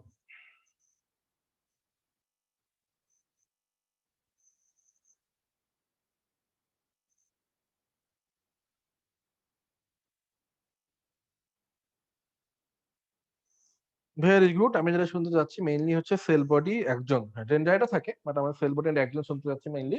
তাহলে এখন দেখো, তাহলে নিউরনের মধ্যে সেল বডি আছে, আমি জাস্ট ফিগার আঁকাচ্ছি তোমাদের সুবিধার্থে, আমি এত ভালো ফিগার রাখতে পারি না। এটা হচ্ছে মনে করো সেল বডি, আর নিচে হচ্ছে আমাদের একজন, ঠিক আছে? তাহলে দেখো, আর এখানেও মনে করো সেল বডি, আর নিচে হচ্ছে একজন। এখন এটা হচ্ছে এডিএইচ, এটা হচ্ছে অক্সিটোসিন। তাহলে এডিএইচ যে হরমোন সিনথেসিস হবে, তার যে নিউরন সেল বডিটা থাকতেছে সুপ্রাঅপটিক নিউক্লিয়াতে, আর অক্সিটোসিনের যে নিউরনের সেল বডি সেটা থাকতেছে প্যারাভেন্ট্রিকুলার নিউক্লিয়াস, দ্যাটস ইট। ওকে, এই ফিগারটা এতটুকু বোঝার জন্য ফিগারটা সুন্দর আঁকলাম, তোমরা বুঝতে পারো, এইটুকু বোঝাটা ইম্পর্টেন্ট। এখন দেখো ভাই এরপরে কি হবে, নেক্সট সিনথেসিস প্রক্রিয়াটা কি দেখো। তাহলে EDS এর ক্ষেত্রে যেটা হচ্ছে আমাদের cell body of the neurons কোথায় থাকতেছে, হাইপোথ্যালামাস সুপ্রাঅ্যাপ্টিক, এটা হচ্ছে প্যারাভেন্ট্রিকুলার অক্সিটোসিনের ক্ষেত্রে। ওকে, আচ্ছা তারপরে দেখো কি হবে, এটা হচ্ছে ফার্স্ট স্টেপ, মনে রাখো থাকতেছে। তারপরে কি হবে ভাই, এরপরে যেটা হবে সেকেন্ড ওয়েটা কি, সেকেন্ড স্টেপটা কি, সেটা হচ্ছে আমাদের তাহলে এই যে এডিএইচ এর মানে হাইপোথ্যালামাসে আমাদের এডিএইচ এন্ড অক্সিটোসিনের যে প্রিকারসর, যেখান থেকে হরমোন সিনথেসিস হবে, সেটার নামটা কি সেটা তোমাকে জানতে হবে। ওকে, সো এডিএস এর ক্ষেত্রে যে পেপটাইড যে প্রিকারসরটা থাকে সেটা হচ্ছে প্রিপ্রোপ্রেসোফাইসিন। ওকে, প্রিপ্রোপ্রেসোফাইসিন। আর অক্সিটোসিনের ক্ষেত্রে প্রিপ্রোঅক্সিফাইসিন। খুবই সোজা, খেয়াল করবে। তাহলে এডিএস এর কি কি প্রিকারসর থাকে, মেইনলি থাকে প্রিপ্রোপ্রেসোফাইসিন। ওকে, যেটা ইউজুয়ালি একটা সিগন্যাল পেপটাইড, আর তোমরা সবাই জানো সিগন্যাল পেপটাইডকে আমরা রিমুভ করে দিই হরমোন সিনথেসিসের সময়। তাহলে প্রিপ্রোপ্রেসোফাইসিন থাকবে, দেন হচ্ছে আমাদের এডিএস থাকবে, স্বাভাবিক প্রিকারসর, পেপটাইড প্রিকারসর অফ এডিএস, আর হচ্ছে নিউরোফাইসিন 2 এন্ড গ্লাইকোপ্রোটিন। এই জিনিসগুলো আমাদের কোথায় থাকবে, সুপ্রা অপটিক নিউক্লিয়াসে থাকবে, হাইপোথ্যালামাস। ওকে, বলতে চাচ্ছি ইনিশিয়াল যে পেপটাইড প্রিকারসর। আচ্ছা, এখন কথা হচ্ছে অক্সিটোসিনের ক্ষেত্রে ভাই প্রিকসর কি কি, মানে কোত্থেকে অক্সিটোসিন আমাদের সিনথেসিস হবে, সেটা হচ্ছে একটা হচ্ছে কি বলো, প্রিপ্রোঅক্সিফাইসিন। একটা হচ্ছে প্রিপ্রোঅক্সিফাইসিন জিনিসটা কি, সিগন্যাল পেপটাইড। এরপর অক্সিটোসিন নিজে, নিউরোফাইসিন 1, এবং এই যে জিনিসটা গ্লাইকোপ্রোটিন থাকে না। তো এই যে চারটা, এই যে তিনটা জিনিস, এত কিছু তোমার জানা মনে রাখার প্রয়োজন নাই। যেটা মনে রাখবা মোস্ট ইম্পর্টেন্টলি সেটা হচ্ছে আমাদের যে এডিএস যে হরমোনটা আছে তার যে প্রিকারসর, পেপটাইড প্রিকারসর, সেটা হচ্ছে প্রিপ্রোপ্রেসোফাইসিন। এই নামটা মনে রাখলেও হবে, বাট মনে রাখবে একটা প্রিকারসর থেকে এটি সিনথেসিস হচ্ছে। যেটা মনে রাখতে হবে সেটা হচ্ছে নিউরোফাইসিন 2। ওকে, নিউরোফাইসিন 2, এখান থেকে এই জিনিসটা আমার এডিএস হরমোন সিনথেসিস এন্ড সিক্রেশনে ইম্পর্টেন্ট, এটা মনে রাখবা। আর হচ্ছে আমাদের অক্সিটোসিন সিক্রেশন যেটা ইম্পর্টেন্ট সেটা হচ্ছে নিউরোফাইসিন 1। ওকে, আচ্ছা তাহলে এখন দেখো, তাহলে এরা যখন গলজি অপারেটরসে আসবে, তখন গলজি অপারেটরসে আসবে, তোমরা তোমাকে গতদিন বলছি, গলজি অপারেটরসে যখন আসবে তখন আমাদের সিগন্যাল পেপটাইডটা রিমুভ হয়ে যাবে। ঠিক আছে, বা সিগন্যাল পেপটাইড মানে কি, সিগন্যাল পেপটাইড মানে হচ্ছে ওই যে যে উপরে হরমোনের সামনে যে প্রি নামটা থাকে, সেই প্রি নামটা আমাদের রিমুভ হয়ে যাবে। ঠিক আছে, তাহলে কি হয়ে যাবে, প্রি প্রো হরমোন থেকে প্রো হরমোন। তার মানে কি হবে এখন বলো দেখি, তার মানে প্রিপ্রোফাইসিন থেকে প্রিটা তুলে দাও, তাহলে এখন হবে হচ্ছে প্রোপ্রোফাইসিন। ওকে, প্রো প্রেসোফাইসিন, আর একটা হচ্ছে প্রোঅক্সিফাইসিন। ওকে, আশা করি বুঝতে পারছো। দেন এই প্রো হরমোনস গুলা কোথায় আসবে, আমাদের সিক্রেটারি ভেসিকলসে এসে প্যাকেজ হবে। ঠিক আছে, তাহলে সিক্রেটারি ভেসিকলসে এসে প্যাকেজ হবে। দেন তারা একজন একজন অনুযায়ী একজন একজন ধরে ধরে নামতে থাকবে, নিউরনের যে একজন আছে সেটা ধরে ধরে নামতে থাকবে। কিভাবে, এই যে travel down the axon of the neuron through hypothalamic hypophyseal tract. Okay, ধরে ধরে নেমে কোথায় যাবে তারা, পোস্টেরিয়র পিটুইটারি গ্ল্যান্ডে যাবে। আশা করি এই পর্যন্ত বুঝতে পারছো। এখন দেখো, তাহলে তোমরা এইটুকু বুঝতে পারলে হবে, আমি আরেকবার তোমাদেরকে সুন্দর মতো ডেসক্রাইব করে দিব। ওকে, নো টেনশন। তাহলে দেখো যেটা বলতেছিলাম, দুইটা হরমোনের ক্ষেত্রেই মনে করো, তাহলে দুইটা হরমোনের ক্ষেত্রে দেখো আমি যেটা বলতে চাচ্ছি, যে দুইটা হরমোনের ক্ষেত্রে আমাদের ADH and oxytocin. Okay, ADH and oxytocin. তাহলে এডিএস এন্ড অক্সিটোসিন এর প্রিকারসর কি থাকবে, পেপটাইড প্রিকারসরটা কি থাকবে, পেপটাইড যে প্রিকারসর থাকবে, কি কি কি কি জিনিস লাগবে আমাদের, সেটা হচ্ছে একটা হচ্ছে আমাদের প্রিপ্রো হরমোন, একটা হচ্ছে প্রিপ্রো হরমোন। তারপরে এডিএস এর ক্ষেত্রে আর কি কি বলো, নিউরোফাইসিন 2 না নিউরোফাইসিন 1, আমি নিজে বলে গেলাম, একটু লেট মি চেক। নিউরোফাইসিন 2। ওকে, একটা হচ্ছে সিগন্যাল পেপটাইড থাকবে যেটার নাম হচ্ছে আমাদের প্রিপ্রো হরমোন অথবা প্রিপ্রোপ্রেসোফাইসিন, একটা নিউরোফাইসিন 2, একটা হচ্ছে গ্লাইকোপ্রোটিন। ওকে, গ্লাইকোপ্রোটিন। সো এখন খেয়াল করো, সো প্রিপ্রোপ্রেসোফাইসিন আমি নাম লিখলাম না। দেন হচ্ছে আমার এখানে কি থাকবে, প্রিঅক্সিফাইসিন। সো এই দুইটার নাম আমার লিখলাম না, জাস্ট সিগন্যাল পেপটাইড বলে রাখো। দেন হচ্ছে আমাদের নিউরোফাইসিন 2 থাকবে, N2, নিউরোফাইসিন 1 থাকবে। ওকে, সো এগুলো হচ্ছে প্রিকারসর। আচ্ছা, দেন এই যে আমাদের প্রিপ্রো হরমোন, দুইটার ক্ষেত্রে তোমাদের কি আসতেছে, নামটা কি, এর নামটা কি, প্রিপ্রো হরমোন। প্রিপ্রো হরমোন, ঠিক আছে, প্রিপ্রো হরমোন। এখন দেখো, তাহলে এরা যখন গলজি অপারেটসে চলে আসবে, এরা যখন গলজি অপারেটসে চলে আসবে, নিউরন ধরে গলজি অপারেটসে চলে আসলো। ঠিক আছে, গলজি অপারেটসে চলে আসলে যখন যেটা হবে, পি, যে হরমোনের নামের উপর থেকে পি জিনিসটা তাদের কি হয়ে যাবে, রিমুভ হয়ে যাবে। ওকে, পি জিনিসটা রিমুভ হয়ে যাবে। তাহলে এখন নাম কি হবে, প্রোপ্রোফাইসিন, আর হচ্ছে প্রোঅক্সিফাইসিন। তাহলে এই দুটো নাম। এখন ওরা কি করবে, গলজি অপারেটস থেকে, এটা হচ্ছে মনে করো গলজি অপারেটস, গলজি অপারেটস। দেন গলজি অপারেটস থেকে কোথায় আসবে, গলজি অপারেটস থেকে সিক্রেটারি ভেসিকলস আসবে, ঠিক আছে। সিক্রেটারি ভেসিকলস এসে তারা এই প্রো হরমোনটা এসে স্টোর থাকবে, ওকে। প্রো হরমোনটা এসে স্টোর থাকবে। আচ্ছা, প্রো হরমোনটা এসে স্টোর থাকলো, এখন কি করবে, এখন এই প্রো হরমোনটা সুন্দর মতো তোমার চলে যাবে পোস্টেরিয়র পিটুইটারিতে, ঠিক আছে। এখন চলে যাবে পোস্টেরিয়র পিটুইটারিতে, কেমনে যাবে ভাইয়া, সেটা হচ্ছে হাইপোথ্যালামো হাইপোফাইসিয়াল যে ট্র্যাকটা আছে তার মাধ্যমে আমাদের পোস্টেরিয়র পিটুইটারি গ্ল্যান্ডে গিয়ে মনে করো জমা হলো, ওকে। ওখান থেকে সিনথেসিস হলো, এখন ওখান থেকে সিক্রেশন হবে। এটা হচ্ছে আমাদের পাথওয়ে। তো আমি আবারও একবার বলে দিচ্ছি, দেখো খুবই সুন্দর কথা, এটা দেখো আমাদের এটা প্রি প্রো হরমোন, এটা হচ্ছে প্রি প্রো হরমোন। তাহলে প্রি প্রো হরমোন আমাদের কি হবে বলো, প্রি প্রো হরমোন আমাদের ফার্স্ট এটা ছিল এন্ডোপ্লাজমিক রেটিকুলাম, এন্ডোপ্লাজমিক রেটিকুলাম থেকে কোথায় আসবে, আমাদের এন্ডোপ্লাজমিক রেটিকুলাম থেকে আসবে গলজি বডিতে, তাই না। সো গলজি বডি বা গলজি অ্যাপারেটাসে সেখানে এসে আমাদের সিগন্যাল যে পেপটাইড সেটা রিমুভ হয়ে যাচ্ছে। সিগন্যাল পেপটাইড কোনটা ভাইয়া, এই যে প্রি প্রি, তাহলে এখানে এসে প্রো হরমোন হয়ে গেল, আমাদের প্রো হরমোন হয়ে গেল, ঠিক আছে। আমাদের প্রো হরমোন হয়ে গেল, ওকে। এটা বুঝতে হবে। দেন এই প্রো হরমোন তুমি পাইলা, প্রো হরমোনটা এসে কোথায় সিনথেসিস হচ্ছে বা কোথায় আমাদের জমা হচ্ছে, এটা জমা হচ্ছে আমাদের এসে এই যে পোস্টেরিয়র পিটুইটারি থেকে, ওকে। এটা হচ্ছে পোস্টেরিয়র পিটুইটারি, এই যে দেখো পোস্টেরিয়র পিটুইটারি। এখন তাহলে পোস্টেরিয়র যে পিটুইটারি আসতেছে, মানে পোস্টেরিয়র পিটুইটারি আসতেছে আমাদের সিক্রেটারি ভেসিকলস থেকে, সিক্রেটারি ভেসিকলস থেকে এই যে রোডটার নাম হচ্ছে হাইপোথ্যালামো হাইপোফিজিয়াল ট্র্যাক্ট। কেমনে আসবে, এই যে একজন নিউরনের যে একজন আছে সে একজন ধরে ধরে চলে আসবে, এই যে একজন আছে ধরে ধরে চলে আসবে, ঠিক আছে। সো এটা হচ্ছে আমাদের মোটামুটি একটা পাথওয়ে জানলাম আমরা। তো এটুকু জানলে তোমাদের এখান থেকে আর কোনো প্রশ্ন আটকাবে না, এটা আমি মোটামুটি শিওর। তো এটা জানলে হবে ইনশাল্লাহ, ঠিক আছে। এইটুকু জানতে হবে তোমাদেরকে, মাস্ট। এটুকু আমি আবারও বলতেছি, মাস্ট মাস্ট মাস্ট জানতেই হবে, কোনো মাফ নাই, ওকে, কোনো মাফ নাই। তো আমি যদি আবারও তোমাদেরকে আরো একবার রিভিউ করে দিই। সো তো ফার্স্ট আমাদের কথা হচ্ছে, দেখো যে আমাদের এডিএস এন্ড অক্সিটোসিনের ক্ষেত্রে প্রিকারসর একটা পেপটাইড থাকবে, প্রিকারসর পেপটাইডের নাম হচ্ছে প্রিপ্রোফাইসিন, এডিএস এর ক্ষেত্রে প্রিপ্রোঅক্সিফাইসিন, অক্সিটোসিনের ক্ষেত্রে এর সঙ্গে আরো কি কি থাকবে ভাই, এর সঙ্গে আরো থাকবে এই যে নিউরোফাইসিন 2, এখানে নিউরোফাইসিন 1, তাই না। এখানে একটা গ্লাইকোপ্রোটিন থাকবে, যেগুলো তোমাদের জানার প্রয়োজন নাই, জাস্ট একবার পড়বা। আচ্ছা, দেন ওগুলা আমাদের থাকলো। তারপরে ফার্স্ট স্টেপটা কি, ফার্স্ট স্টেপটা হচ্ছে আমাদের কি হবে বলতো দেখি, ফার্স্ট স্টেপ প্রি যে পোর্শনটা আছে হরমোনের পি বা সিগন্যাল পেপটাইড সেটা রিমুভ হয়ে গেল, ওকে। কোথায় রিমুভ হয়ে গেল, কোথায় এসে, গলজি অ্যাপারেটাসে এসে, কোথায় এসে, গলজি অ্যাপারেটাসে এসে, ওকে। গলজি অ্যাপারেটাসে এসে রিমুভ হয়ে গেল, রিমুভ হওয়ার পরে কি হবে এখন আমাদের, রিমুভ হওয়ার পরে আমাদের ভেসিকলে এসে স্টোর হবে, হ্যাঁ, প্রো হরমোন হিসেবে স্টোর হবে সিক্রেটারি ভেসিকলে। ওখান থেকে আমাদের হাইপোথ্যালামো হাইপোফাইসিয়াল ট্র্যাক্টের মাধ্যমে পোস্টেরিয়র পিটুইটারিতে গিয়ে জমা হবে। এই যে দেখো দেখো, এডিএস অক্সিটোসিন সাথে নিউরোফাইসিন 2 নিউরোফাইসিন 1, ঠিক আছে। তারপরে টার্গেট টিস্যুতে গিয়ে আমাদের সিক্রেশন হয়ে যাচ্ছে। টার্গেট টিস্যু এডিএস এর ক্ষেত্রে কিডনি আর ভেসেলস, আর অক্সিটোসিনের ব্রেস্ট এন্ড ইউটেরাস। এখন কি আমাকে বলো, তোমাকে প্যাথওয়েটা বুঝতে পারছো? হুম, প্যাথওয়ে বুঝতে পারলে আমি মুভ করবো, কারণ এটা একটু টাফ ছিল তো জন্য বারবার তোমাদেরকে পড়াইলাম। আমাকে একটু জানাও যে প্যাথওয়েটা এখন ক্লিয়ার কিনা, ক্লিয়ার হলে আমি পরে মুভ করতে পারি।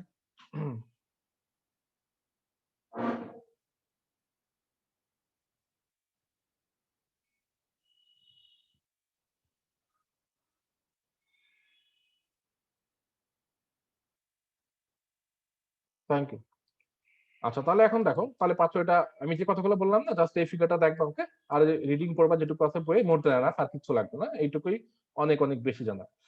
আচ্ছা, তাহলে এখন দেখো, তাহলে ভাই আমাদের এখন কি হচ্ছে, এডিএস এর সিচুয়েশন হয়ে যাচ্ছে টার্গেট টার্গেট যে টিস্যু দিকে, তাহলে আমাদের যে একজনটা ধরে ধরে সুন্দর মতো টার্গেট টিস্যু দিকে সিক্রেশন হবে, তাই না। সিক্রেশন হওয়ার জন্য আমার কি লাগবে, সিক্রেশন হওয়ার জন্য তোমার এইটুকু যদি তোমাদেরকে একটু দেখাই আমি, সিক্রেশন কখন কখন হবে সিক্রেশন, আমাদেরকে সিক্রেশন হওয়ার জন্য অবশ্যই একটা অ্যাকশন পটেনশিয়াল হওয়া লাগবে। অ্যাকশন পটেনশিয়াল কি, জেনারেশন হওয়া লাগবে।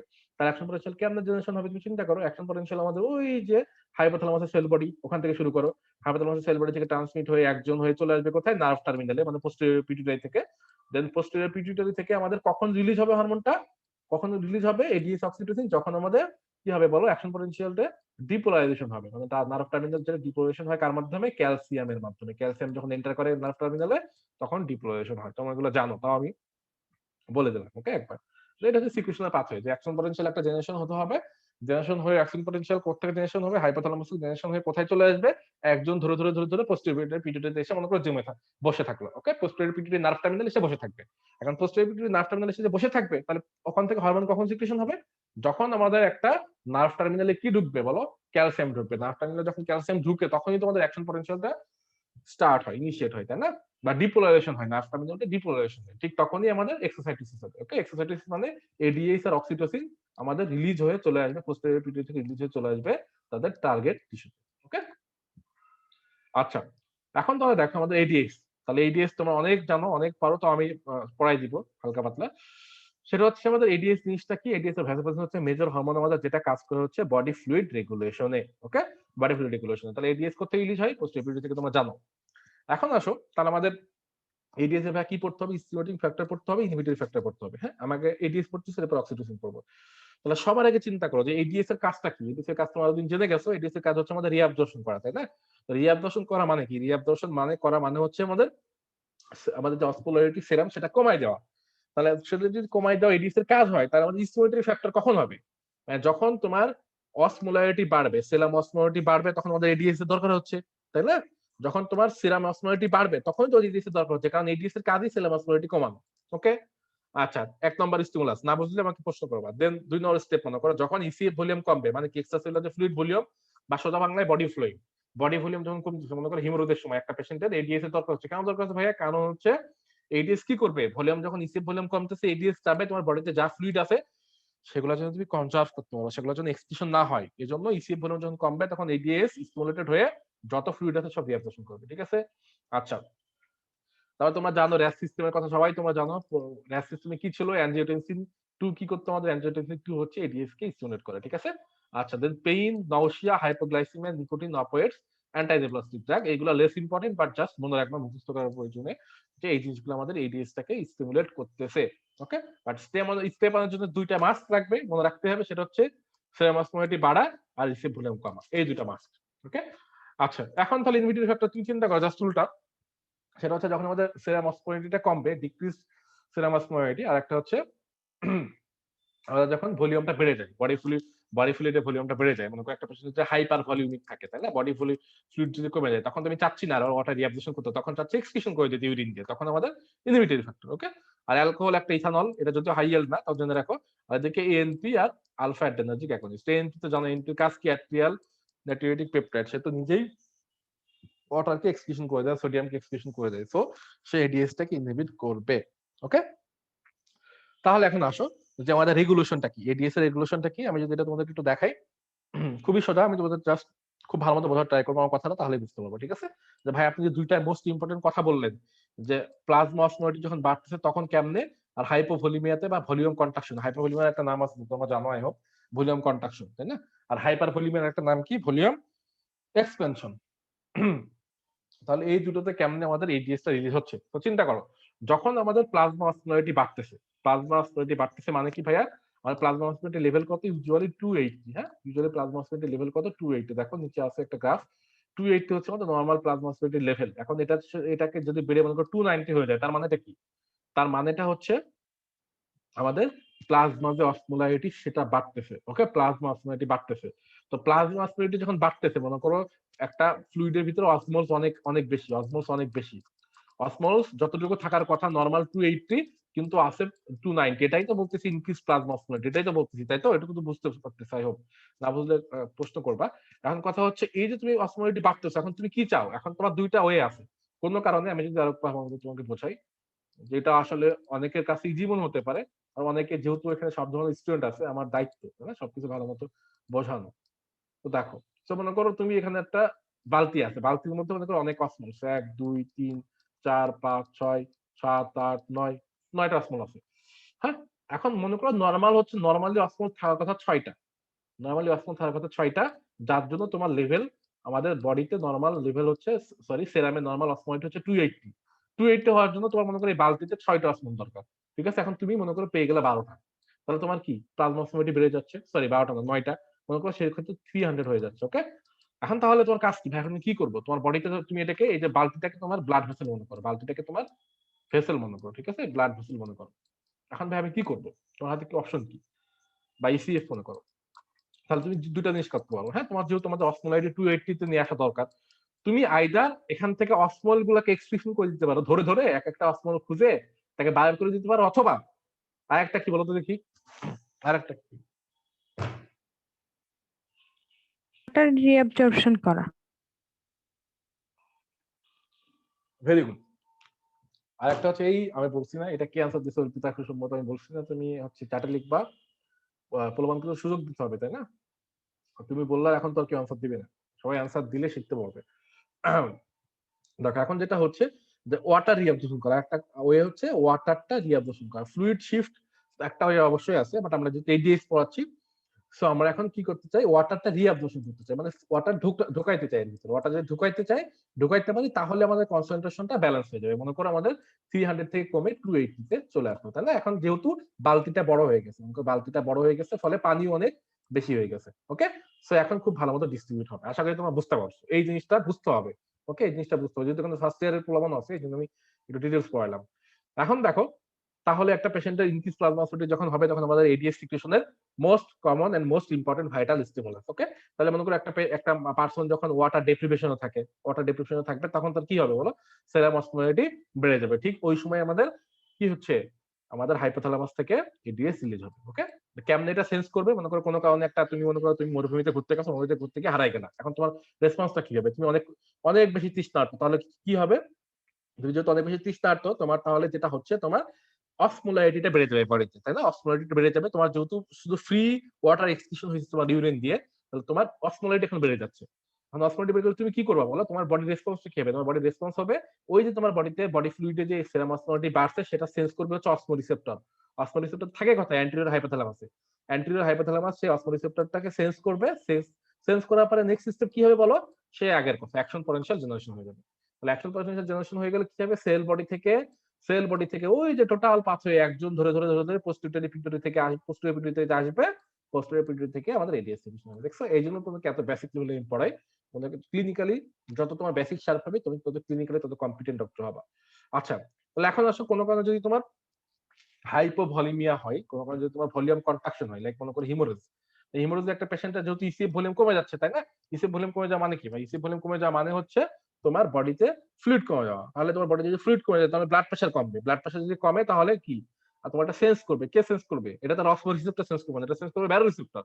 ওকে, তাহলে আমাদের যে ক্যারোটিড আর্টারি এন্ড ডায়োটিক আর্চ যে ব্যারো রিসেপ্টর থাকে, সেটা সেন্স করবে। সেন্স করে কোথায় চলে যাবে? আমাদের এই যে ইনফরমেশনটা, সেটা চলে যাবে ভ্যাগাস নার্ভ হয়ে হাইপোথ্যালামাসে। ঠিক আছে, হাইপোথ্যালামাসে।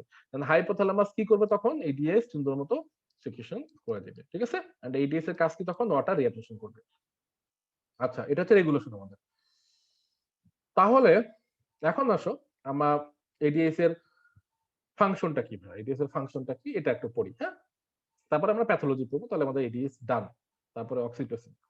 দেখো, এডিএস এর ফাংশন, এডিএস এর মেইনলি দুটো ফাংশন আছে। এখন ফাংশনটা কোথায় হয়? কিডনিতে, আর একটা হচ্ছে ভাস্কুলার স্মুথ মাসলে বা আর্টেরিয়ালস ভেসেলস। তাহলে এডিএস বা ভ্যাসোপ্রেসিনের দুটো অ্যাকশন আছে মেইনলি, একটা হচ্ছে কিডনিতে আর একটা হচ্ছে ভাস্কুলার স্মুথ মাসলে।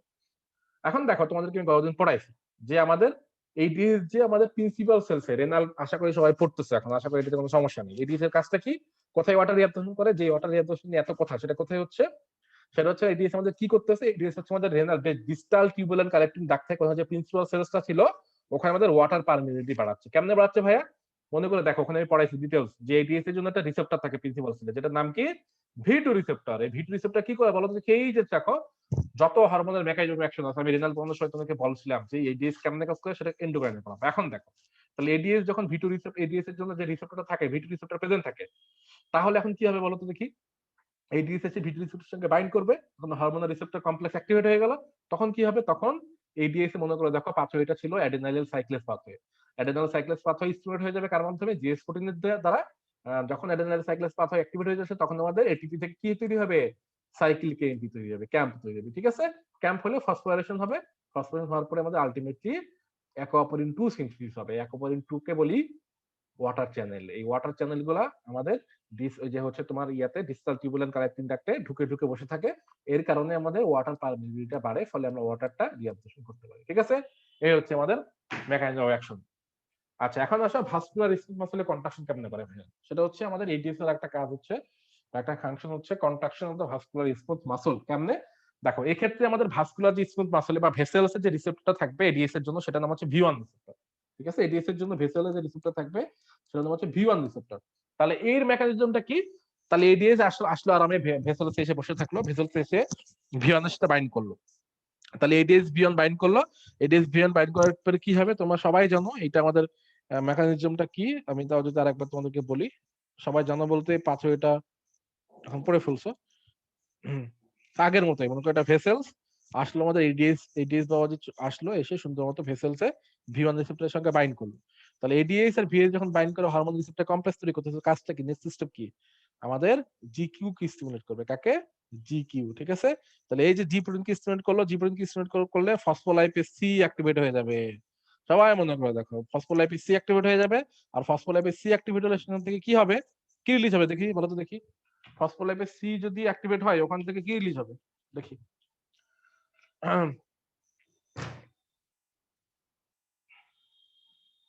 এত সময় নিলে তো হবে না, আমি তো এটা তোমাকে লাস্ট কতদিন পড়াইছি।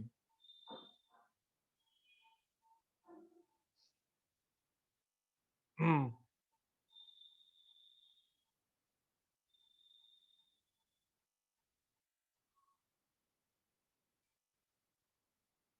মাত্র 4 জন 5 জন কেন, আর একজনের দেখে আনসার দিব না? Very good Cynthia, Yasmin, Juthi, আমার সেকেন্ড ব্যাচের স্টুডেন্ট তুমি, অ্যাজ ফার আই রিমেম্বার। তোমার রেসপন্স অনেক ভালো, ভেরি ইমপ্রেসিভ। আচ্ছা, পিআইপি থেকে আইপি3 এন্ড ডিএজি, ওকে, ক্যালসিয়াম আইপি3, ভেরি গুড সোনিয়া, আভা, নসিন, এই তো সবাই আনসার দিয়েছে যেমন, ভেরি গুড, থ্যাংক ইউ মৃত্তিকা, নাসুরা। সো এটা হচ্ছে কথা, পিআইপি থেকে আমাদের আইপি3 এন্ড ডায়াসাইল গ্লিসারল রিলিজ হবে, যাদের কাজই হচ্ছে ক্যালসিয়াম লেভেলটা বাড়ানো। ঠিক আছে, ক্যালসিয়াম তোমার সবাই জন্য, ক্যালসিয়ামের কাজটা কি, ফাংশনটা কি, ভাস্কুলার স্মুথ মাসলে কন্ট্রাকশন করা। ওকে, সো আমাদের কন্ট্রাক্টিলিটির জন্য দরকার হচ্ছে ভ্যাসোপ্রেসিন অথবা এডিএস। হ্যাঁ, তাহলে এডিএস আমাদের ডান, ফিজিওলজি পড়া। তাহলে একটু প্যাথোলজি পড়াই ফেলে তোমাদের। প্যাথোলজি আসলে সবচাইতে ইম্পর্টেন্ট এডিএস এর প্যাথোলজি। এই যে প্যাথোলজি, এই জিনিসটা কনসেপ্টটা না বুঝলে তোমার রিওয়াল করতে গিয়ে লিটারালি কান্না আসবে, স্বাভাবিক। ওকে, সো এই কনসেপ্টটা আমাদেরকে বুঝতে হবে। আচ্ছা, আজান দিচ্ছে না কেন আজকে? আজান কয়টায় হয় এসব, আজান আমাকে একটু বলো তো দেখি, কয়টায় হয়? ভুলে গেছি এখন, টাইম কয়টা, এখন কয়টায় হচ্ছে? আচ্ছা, আজান দিয়ে দিছে বলতে বলতে। একটু আমাদের ব্রেক নেওয়া দরকার 1-2 মিনিটের। আচ্ছা, সো যেটা বলতেছিলাম যে আমাদের এডিএস আমাদের প্যাথোলজি পড়তে হবে ডিটেলসে। হ্যাঁ, সো ডিটেলসে পড়ার আগে আমরা অ্যাটলিস্ট এখান থেকে একটা আইডিয়া নিয়ে নিই। সেটা হচ্ছে আমাদের যদি এডিএস এর ডিস্টারবেন্স হয়, সেই ডিস্টারবেন্সের জন্য ডিজিজ গুলোকে আমরা কি বলতেছি। দেখো, আমরা কিন্তু স্টেপ ওয়ানের বিউটি কিন্তু এই জায়গায়, ওকে, যে আমি তোমাদের ইন্টিগ্রেট করে পড়াচ্ছি। আমরা কিন্তু ফিজিওলজি প্যাথোলজি দুইটাই পড়া হয়ে যাচ্ছে, ফলে আমাদের ফার্স্ট এইড এন্ড ব্ল্যাক বুক থেকে বা প্যাথোমা থেকে যখন প্যাথোলজি পড়াবো, সেটা পড়তে আমাদের খুব বেশি সময় লাগবে না। এই জন্য আমরা ফিজিওলজি বেশি ফোকাস করতেছি। তো যদি ডেফিসিয়েন্সি হয়, সেটার নাম ডেফিসিয়েন্সি ঠিক না।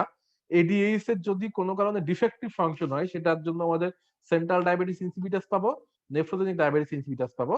আর যদি এক্সেস হয়, সেক্ষেত্রে আমরা সিডস পাবো। সিডস কি? Symptom of inappropriate ADH. Okay, তো এখন চলো আমরা শুরু করে দিই। এখন আসো ভাইয়া, সেন্ট্রাল ডায়াবেটিস ইনসিপিটাস জিনিসটা কি? আচ্ছা, তোমরা দেখো, এটা মনে করে দেখো যে তোমাদের একটা ফিগার ছিল ব্ল্যাক বুকে। হ্যাঁ, হচ্ছে polydipsia, central diabetes insipidus, nephrogenic diabetes insipidus. আমি বলছিলাম তোমাদেরকে এন্ডোক্রাইনে পড়াবো, তোমরা মনে করে দেখবা, অনেকের মনে আছে, অনেকের মনে নাই। আচ্ছা, এখন সেন্ট্রাল ডায়াবেটিস ইনসিপিটাস কি হয়, সমস্যাটা কি? ডায়াবেটিস ইনসিপিটাস মানে কি? ডায়াবেটিস ইনসিপিটাস মানে কি? তো ডায়াবেটিস ইনসিপিটাস মানে হচ্ছে দুইটা ক্লাসিফিকেশন, ডায়াবেটিস ইনসিপিটাস দুইটা ভাগে ভাগ করতে পারি আমরা। ডায়াবেটিস ইনসিপিটাস মানে হচ্ছে যদি আমাদের ডিফেক্টিভ এডিএস অথবা ডেফিসিয়েন্সি অফ এডিএস। ওকে, এটাকে বলা হয় আমাদের ডায়াবেটিস ইনসিপিটাস।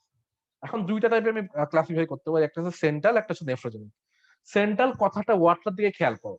সেন্ট্রাল মানে হচ্ছে কোনো কারণে যদি আমাদের, আমি আবার বলতেছি, কোনো কারণে যদি আমার এডিএস যে সিক্রেশনের যে নরমাল যে লোকেশন, সেটা যদি কোনো কারণে ডিস্ট্রাকশন হয় বা ওখান থেকে যদি সেই সিচুয়েশনটা না হয়, সেটাকে বলি সেন্ট্রাল, মানে একদম সেন্ট্রাল জায়গা থেকে। সেটা কি?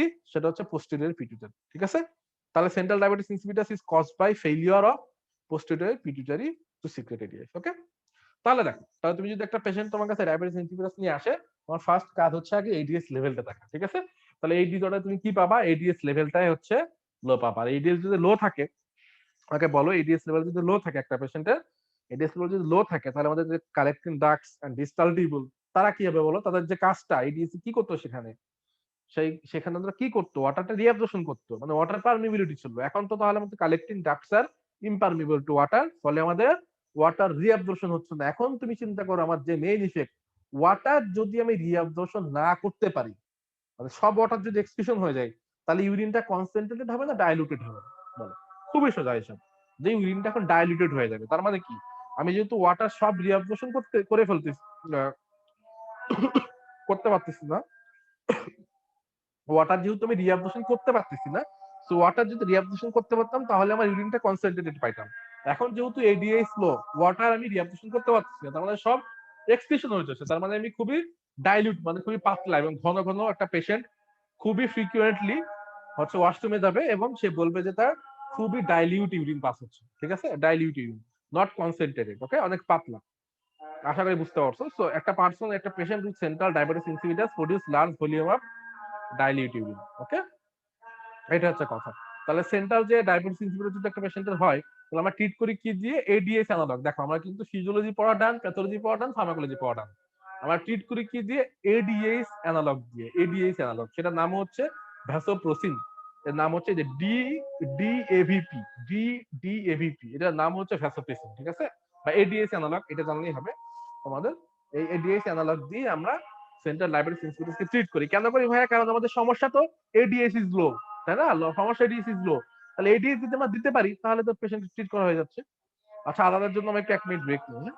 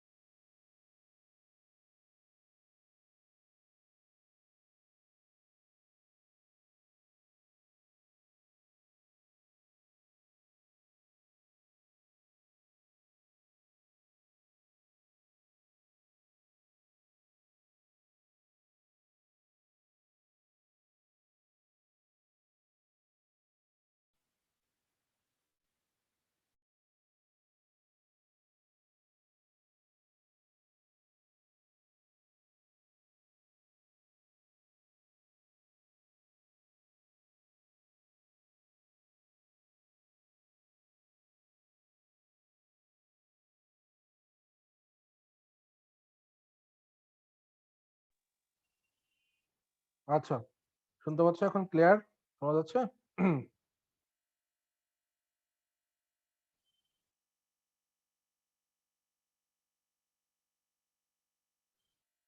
থ্যাংক ইউ মৃত্তিকা। আচ্ছা, এখন আসো তাহলে আমাদের নেফ্রোজেনিক ডায়াবেটিস ইনসিপিটাসটা কি হয়, এটা উপরে 100% ফোকাস দরকার। নেফ্রোজেনিক ডায়াবেটিস ইনসিপিটাসের সমস্যাটা হচ্ছে আমাদের পোস্টেরিয়র পিটুইটারি কিন্তু নরমাল, মানে পোস্টেরিয়র পিটুইটারি থেকে আমাদের এডিএস সুন্দর মতো সিক্রেশন হচ্ছে।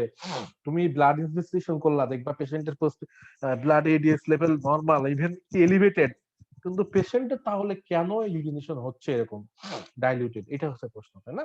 সমস্যাটা হচ্ছে আমাদের যে principal cells of the collecting duct, যেটা আমাদের কিডনিতে, সেই কিডনির যে রেনাল টিউবুল, সেটা আসলে এডিএস এর আনরেসপন্সিভ, মানে রেজিস্ট্যান্ট হয়ে গেছে। তাদের এডিএস এর উপরে কোনো রেসপন্সই নাই, মানে এডিএস যতই থাকুক না কেন কিডনি টিউবুলসটা কোনো কাজ করতেছে না, ওকে।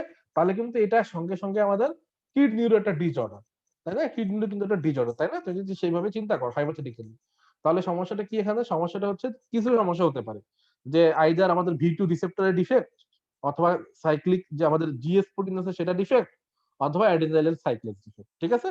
যে কোনো একটা কারণে, যে কোনো একটা সমস্যার কারণে আমাদের এডিএইচ এর রেসপন্সিভ হয় না আমাদের রেনাল যে টিউবুলটা, আমাদের যে renal tubular distal renal tubular collecting duct তারা এডিএস এর রেসপন্সিবল না, ফলে আলটিমেটলি আমাদের যখন রেসপন্স করে না তখন ওয়াটার রিঅ্যাবজর্পশন হবে না, ওয়াটার রিঅ্যাবজর্পশন না হলে এক্সক্রিশন হবে large volume of dilute urine, ঠিক আছে।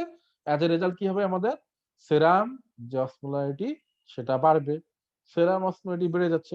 তাহলে এখন দেখো, তাহলে সেন্ট্রাল ডায়াবেটিসের ইনসিপিটাসের সাথে এটা ডিফারেন্সটা কি, সেটা হচ্ছে আমাদের নেফ্রোজেনিক ডায়াবেটিস ইনসিপিটাসে কিন্তু অলওয়েজ এডিএস লেভেলটা এলিভেটেড থাকবে, ওকে, কারণ এডিএস লেভেলে কোনো সমস্যা নাই। আচ্ছা, এখন তাহলে তুমি আমাকে বলো যে ভাইয়া তাহলে ইডিএস লেভেলে কোনো সমস্যা নেই, ট্রিটমেন্ট কি দিব? এটা একটা কথাও চলে যায় না ভাই, ট্রিটমেন্ট কি দিব? এই ট্রিটমেন্ট কি দিবা, এটা অনেক বেশি হাই ইয়েল্ড এর এক্সপ্লেনেশনটা, তো এটাতে খেয়াল করো। তাহলে আমাদের নেফ্রোজেনিক যে ডায়াবেটিস ইনসিপিটাস সেখানে আমরা ইউজুয়ালি ট্রিট তো আমি এডিএস করতে পারতেছি না, কারণ এডিএস লেভেলে কোনো সমস্যা নেই। সেখানে ট্রিটমেন্টটা কি দিই, সেখানে ট্রিটমেন্টটা আমরা ইউজুয়ালি দিই হচ্ছে থায়াজাইড ডায়াবেটিস, ঠিক আছে। থায়াজাইড ডায়াবেটিক্স, এখন তুমি আমাকে একজন প্রশ্ন করতেই পারে ভাই এমনিতেই আমার এত ইউরিনের এক্সক্রিশন হচ্ছে, সেখানে আমি ডায়াবেটিস কেন দিব? তাহলে তো আরো বেশি এক্সক্রিশন হবে, তাই না? হতে পারে তো, তোমার প্রশ্নটা হওয়া উচিত, আমার তাই হতো প্রথম দিকে, এটাই মনে হতো।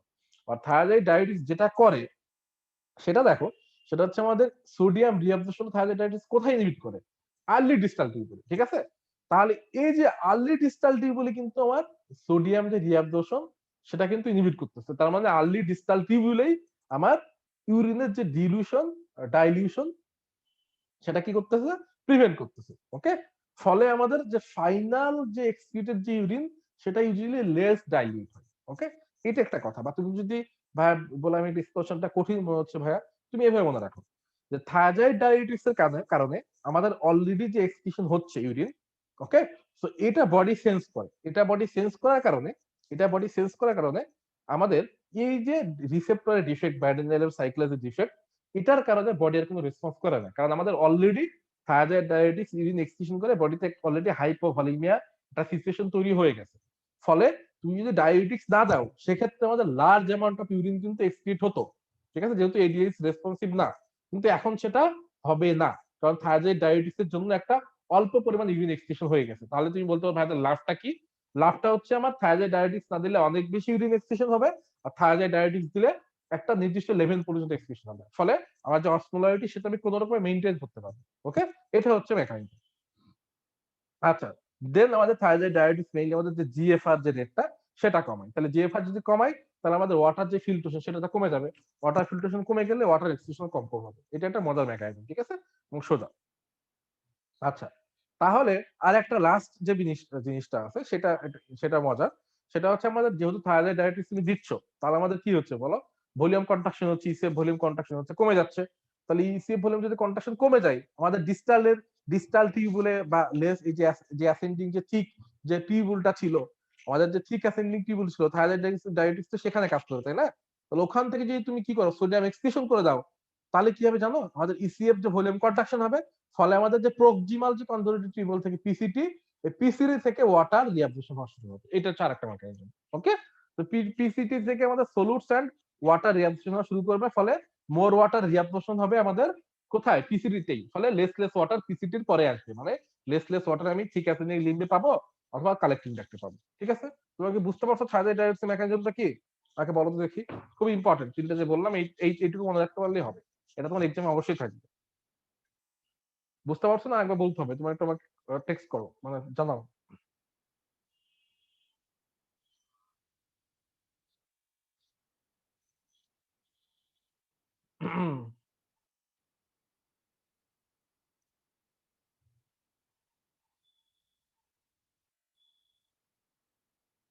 আচ্ছা ঠিক আছে, যেহেতু সবাই দুই একজন বলছে আরেকটা ছিল আরেকটা বলি। তো তিনটা মেকানিজম, ওকে, তিনটা মেকানিজম। এক নম্বর মেকানিজম মনে করো আমি আগে হচ্ছে 2 নম্বরটা দিয়ে শুরু করি। তুমি make sense, it make sense যে থাইরয়েড ডায়াবেটিস দিলে যেটা হচ্ছে আমাদের জিএফআর টা কমতেছে। জিএফআর কমা মানে কি, সবাই তো বুঝো, জিএফআর যদি কমে তাহলে তার ইউরিন ফিল্ট্রেশন, ওয়াটার ফিল্ট্রেশন হতে পারতেছে না, তাই না? ওয়াটার ফিল্ট্রেশন হয়তো আর রেনাল টিউবুলস আসতে পারতেছে না। তাহলে ওয়াটার যদি ফিল্ট্রেশন না হয়, তাহলে ওয়াটার যদি ফিল্ট্রেশন না হয়, রেনাল টিউবুলস না আসে, তাহলে তো এক্সক্রিশন হওয়ার কোনো প্রশ্নই আসে না, ওকে। এটা মেকানিজম খুবই সোজা, আশা করি বুঝতে পারছো। আরেকটা কি, সেটা হচ্ছে আমাদের মনে করো, যে ডিস্টাল, এটা হচ্ছে থিক অ্যাসেন্ডিং লিম্ব, এটা হচ্ছে প্রক্সিমাল কনভলিউটেড টিউবুল, ঠিক আছে। তাহলে এই যে দেখো থিক অ্যাসেন্ডিং লিম্বে আমাদের কি হচ্ছে, থাইরয়েড ডায়াবেটিস কাজ করতেছে, ফলে থিক অ্যাসেন্ডিং লিম্বে আমাদের সোডিয়াম এক্সক্রিশন হয়ে যাচ্ছে, ডায়াবেটিস দিলে সোডিয়াম যদি রিঅ্যাবসর্ব হতে পারবে না, ফলে এখানে যেহেতু এক্সক্রিশন হচ্ছে, তো আমাদের পিসিটি সেটা সেন্স করে। পিসিটি সেন্স করে কি করে, যে পিসিটি নিজেই কিছু ওয়াটার এন্ড সলিউট রিঅ্যাবজর্পশন করা শুরু করে। সে যেন বেশি বেশি ওয়াটার এন্ড সলিউট এই আর্লি থিক অ্যাসেন্ডিং লিম্বে গিয়ে এক্সপ্রেশন না হতে পারে, ঠিক আছে। তো পিসিটি নিজেই সেটা সেন্স করে ফেলে, ফলে আমাদের পিসিটিতে এখন বেশি বেশি ওয়াটার এন্ড সলিউট রিঅ্যাবজর্পশন হবে, যেটা হওয়ার কথা তার চেয়ে বেশি হবে। এটা একটা মেকানিজম। আর একটা মেকানিজম হচ্ছে দেখো, তাহলে আমাদের যে এই যে সোডিয়াম, যে আমাদের যে ডায়াবেটিস দিলে সোডিয়াম যে এক্সক্রিশন হওয়া অলরেডি শুরু হচ্ছে, মানে অলরেডি শুরু হচ্ছে। তাহলে এই যে এক্সক্রিশন হচ্ছে, এই যে এখান থেকে আমাদের যেহেতু রিঅ্যাবজর্পশনটা আমি প্রিভেন্ট করতে পারতেছি, রিঅ্যাবজর্পশনটাকে প্রিভেন্ট করতে পারতেছি এবং ওয়াটারটা আমার এক্সক্রিশন হচ্ছে।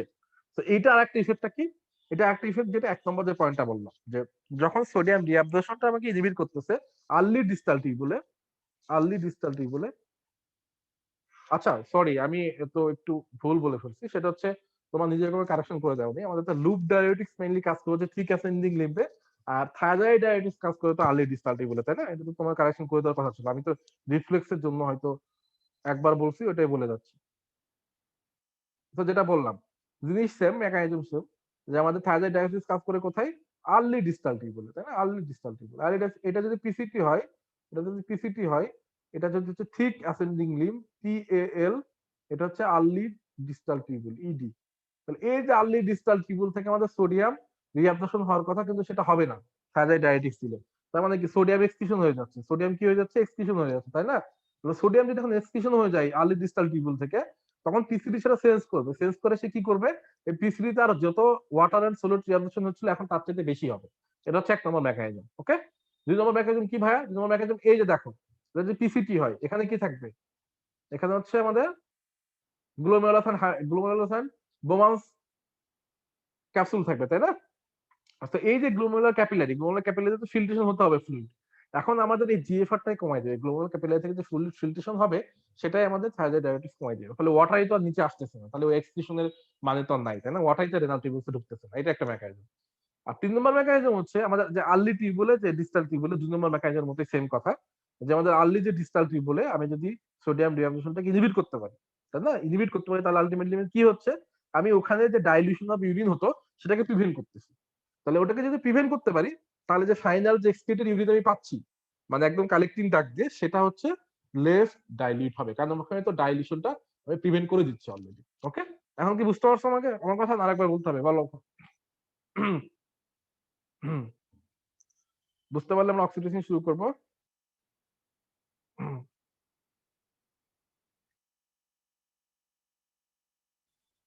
আচ্ছা, তাহলে এখন দেখো, অক্সিটোসিন হচ্ছে আমাদের যে মেইনলি দরকার হচ্ছে, অক্সিটোসিন প্রোডিউসেস লেট ডাউন অথবা milk ejection reflex from lactating breast by stimulating contraction of the myoepithelial cells lining the breast milk ducts. ভাই এত কিছু কি মনে রাখতে হবে, কি জানতে হবে সেটা তোমাকে বলি। সেটা হচ্ছে দুইটা ইনফরমেশন। একটা হচ্ছে অক্সিটোসিন আমাদের মিল্ক লেট ডাউন রিফ্লেক্সের জন্য হেল্প করে, বা তার মেইন কাজ হচ্ছে মিল্ক লেট ডাউন রিফ্লেক্স করা বা মিল্ক ইনজেকশন রিফ্লেক্স করা, এটা।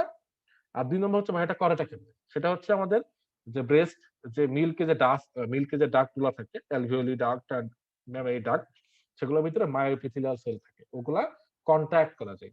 তো ওগুলাকে যখন কন্ট্যাক্ট করবা তখনই মিল্ক ইনজেকশন রিফ্লেক্স অ্যাক্টিভেট হবে। তো অক্সিটোসিন কি করে, ওই মায়োপিথিলিয়াল সেলটাকে গিয়ে কন্ট্যাক্ট করে, ঠিক আছে।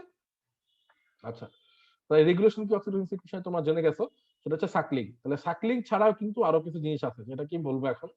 সেটা হচ্ছে দেখো, সাকলিং এবং সাইট, মানে একটা বেবি যখন তার হচ্ছে মাদারের ব্রেস্ট দেখবে, তখনই কিন্তু লাইক মাদার যদি সেটা ফিল করতে পারে, তখন কিন্তু অক্সিটোসিন সিক্রেশন হবে, ঠিক আছে। Sound and smell of the infant, তার মানে কি বলতে যাচ্ছি, সাকলিং হবে, সাথে সাথে অক্সিটোসিন সিক্রেশনের আরো যে স্টিমুলেশন গুলো আছে, সেটা হচ্ছে সাইট অফ দা স্মেল মানে ইনফ্যান্ট, দেন হচ্ছে তোমার সাউন্ড অফ দ্য ইনফ্যান্ট আর smell of the infant, okay, and dilation of the cervix. তো এই ফ্যাক্টর গুলো আমাদের অক্সিটোসিন সিক্রেশনের জন্য ইম্পর্টেন্ট। তাহলে এখন কি হবে বলো দেখি, যখন সাকলিং হচ্ছে ব্রেস্টে, তখন আমাদের যে সেন্সরি রিসেপ্টর থাকে, আগেই বললাম নিপলে যে সেন্সরি রিসেপ্টর থাকে, সেটা সুন্দর মতো চলে যাবে কোথায়, কোথায় চলে যাবে বলো, স্পাইনাল কর্ড দিয়ে চলে যাবে হচ্ছে আমাদের পোস্টেরিয়র পিটুইটারি থেকে, ঠিক আছে। স্পাইনাল কর্ড দিয়ে হয়ে চলে যাবে, উঠে যাবে পোস্টেরিয়র পিটুইটারি থেকে, ওখান থেকে আমাদের সিক্রেশন হবে। আচ্ছা, সো আর এটুকু যেটা বললাম এটা জানলেই হবে, কারণ আমাদের অ্যাকশন জানতে হবে। এরপরে হচ্ছে অ্যাকশন জানলেই হচ্ছে, তারপর আমরা থাইরয়েড হরমোন শুরু করবো আজকে। অ্যাটলিস্ট থাইরয়েড হরমোনের সিনথেসিস অলরেডি ইনশাআল্লাহ পড়াবোই। এন্ড থাইরয়েড হরমোনের সিনথেসিস হচ্ছে স্টেপ আমাদের জন্য 20টা হাইয়ার টপিক বলে তার মধ্যে একটা, এতটা ইম্পর্টেন্ট। হ্যাঁ, সেটা আজকে তোমাকে থাইরয়েড হরমোনের সিনথেসিস অ্যাটলিস্ট শেষ করাবো। আচ্ছা, এখন দেখো আমি একটা জিনিস ভুলে গেছি, রেখে এসেছি, সেটা কোথায় এখন মনে পড়লো। সেটা হচ্ছে আমি তোমাদেরকে এডিএস এক্সেস হলে কি পড়াবো সেটা যেহেতু পড়ে নাই, সেটা ভুলে গেলাম। এই যে দেখো, এডিএস ডেফিসিয়েন্সি হলে কি হয় সেটা তো বললাম, ডায়াবেটিস ইনসিপিডিস। কিন্তু এডিএস যখন এক্সেস হবে সেটার নাম হচ্ছে সিনড্রোম অফ ইনঅ্যাপ্রোপ্রিয়েট এডিএস বা সিআইএডস। ওকে, তার মানে এডিএস সিক্রেশন অনেক বেশি হচ্ছে। এখন এটা এতটাই ইম্পর্টেন্ট যে কিছু জিনিস তোমাকে মুখস্থ করতে হবে বুঝে আমি পড়ানোর পরে। সেটা দেখো, তাহলে এডিএস যে সিক্রেশন হবে, সিনড্রোম অফ ইনঅ্যাপ্রোপ্রিয়েট এডিএস, এটা মেইনলি কোন কি কি কারণে হতে পারে ভাইয়া? সেটা হচ্ছে দেখো, এডিএস তো পোস্টেরিয়র পিটুইটারি থেকে, মনে করো পোস্টেরিয়র পিটুইটারি গ্ল্যান্ডে যদি কোনো টিউমার থাকে সেখান থেকে এডিএস সিক্রেশন হতে পারে। এছাড়া কোনো অটোনোমাস সাইট থেকে সিক্রেশন হতে পারে, যেটা মোস্ট ইম্পর্টেন্ট ভাই। কি কি? নাম্বার 1 হাই ইয়েল্ড, মনে রাখবা, সেটা হচ্ছে small cell carcinoma of the lung, সেটাকে আমরা ওট সেলও বলি, small cell carcinoma of the lung. ঠিক আছে, এখানে একটা এক্সাম্পল দেওয়া আছে, আমরা ফার্স্ট আরো কয়েকটা এক্সাম্পল আছে পড়বো। সেটা হচ্ছে small cell carcinoma of the lung. মনে করো তাহলে একটা পেশেন্ট যদি তোমার কাছে আসে যে এরকম কনসেন্ট্রেটেড ইউরিন নিয়ে, যে তার ইউরিন এক্সক্রিশন হচ্ছে খুবই কম, অল্প অল্প ইউরিন এক্সক্রিশন হয় তার, এবং সেটা খুবই কনসেন্ট্রেটেড, ঘন। এখন পেশেন্ট যখন আসবে তখন তুমি সাসপেক্ট করো যে পেশেন্টের ব্লাড ইনভেস্টিগেশন করে দেখলে এডিএস লেভেল হাই, ঠিক আছে, তখন তোমাকে অবশ্যই মনে রাখতে হবে যে small cell carcinoma of the lung এর কোনো পেশেন্টের ফিচার আছে কিনা। স্টেপ 1 এর জন্য মাস্ট মাস্ট মাস্ট এখান থেকে প্রশ্ন 100% থাকবে, এই যে অ্যাসোসিয়েশন দিলাম এটা দিয়ে। ঠিক আছে, তাহলে হাই লেভেলস অফ এডিএস কি করবে? ওয়াটার রিঅ্যাবজর্পশন করবে কালেক্টিং ডাক দিয়ে, ফলে আলটিমেটলি আমাদের ইউরিনটা ইনঅ্যাপ্রোপ্রিয়েটলি কনসেন্ট্রেটেড, টু মাস কনসেন্ট্রেটেড। ঠিক আছে, আচ্ছা কি সমস্যা? হ্যাঁ, প্যারানিপ্লাস্টিক সিনড্রোম, প্যারানিপ্লাস্টিক সিনড্রোম আমরা পড়বো জেনারেল প্যাথোলজিতে। তো এখন যেটা জানতে হবে সেটা হচ্ছে আমাদের, তাহলে এডিএস যখন এক্সেসিভলি এলিভেটেড থাকবে, বিষয়টা এরকম না সেটা পোস্টেরিয়র পিটুইটারি থেকে আসতেছে, অন্যান্য সোর্স থেকে আসতে পারে। তার মধ্যে একটা সোর্স হচ্ছে small cell carcinoma of the lung. হ্যাঁ, ট্রিটমেন্ট কি দিবা? ট্রিটমেন্ট হচ্ছে এডিএস অ্যান্টাগনিস্ট। এডিএস অ্যান্টাগনিস্ট কেন? এডিএস রিসেপ্টর অ্যান্টাগনিস্ট বলাটাই সুবিধা, যে তোমার বডিতে যত বেশি এডিএস থাকুক না কেন, তুমি যদি রিসেপ্টর অ্যান্টাগনিস্ট দাও, এডিএস তো কাজ করতে পারবে না যতই থাকুক না কেন, তাই না? তাহলে সেটা আমি কি দেবো দেখো, ফার্মাকোলজি কিন্তু পড়ানো হয়ে যাচ্ছে। তাহলে সিডস আমি ট্রিট করবো কি দিয়ে? Ads antagonist. নাম কি ডাক্তার? ডেমেক্লোসাইক্লিন। ওকে, মনে রাখবে ডেমেক্লোসাইক্লিন। আচ্ছা, এখন আসো তাহলে আমাদের অক্সিটোসিনের কাজ কি? দুইটা। তাহলে একটা হচ্ছে মিল্ক ইনজেকশন, অলরেডি বলে ফেলছি, ম্যামারি অ্যালভিওলি থেকে, যে মিল্কের যে অ্যালভিওলি ডাক্টস আছে সেখান থেকে। আচ্ছা, এরপর আসো আমাদের ইউটেরাইন কন্ট্রাকশন। এটা অনেকবার বলছি তোমাদের অন্যান্য ক্লাসে, যে আমাদের অক্সিটোসিন কি করে? আমাদের ইউটেরাইনকে কন্ট্রাক্ট করে। ঠিক আছে, critical hormone involved in parturition. So এই জন্য আমাদের অক্সিটোসিন, তোমার গাইনোকোলজিতে পড়বা, এই জন্য আমাদের oxytocin is the basis for its use in inducing labour and reducing potassium postpartum bleeding. মানে কি? হচ্ছে একটা পেশেন্ট যখন লেবারে থাকে, আমাদের কিন্তু লেবার ইন্ডাকশন করার জন্য বা হচ্ছে লেবার অগমেন্টেশন করার জন্য, একটা পেশেন্টের লেবার পেন উঠতেছে না, সেক্ষেত্রে কিন্তু আমরা অক্সিটোসিন ইউজ করি। ওকে, কেন? ইউটেরাইন কন্ট্রাকশন করার জন্য। ওকে, আর হচ্ছে আমরা যদি একটা পেশেন্টের যদি পোস্টপার্টাম ব্লিডিং হয়, মানে কি হয়? মানে হচ্ছে যারা গাইনি পড়ানো তাদের ক্ষেত্রে বুঝতে অসুবিধা হতে পারে, যে ডেলিভারির পরে ইউটেরাস থেকে যদি কন্টিনিউয়াসলি ব্লিডিং হয়, তার one of the most common cause, খুব ভালো মতো মনে রাখবা, খুবই ইম্পর্টেন্ট। ইউটেরাস থেকে যদি কন্টিনিউয়াসলি ব্লিডিং হয় ডেলিভারির পরে, one of the most common cause 90% ক্ষেত্রে সেটা হচ্ছে ইউটেরাইন অ্যাটনি। ইউটেরাইন অ্যাটনি, বলো তোমাকে দেখি, এই ইউটেরাইন অ্যাটনি কথা বললাম, অ্যাটনি টার্মটা মানে কি? এটা মানে ইউটেরাইন অ্যাটনি মানে কি? দেখি আমাকে একজন বলো, ইউটেরাইন অ্যাটনি মানে কি?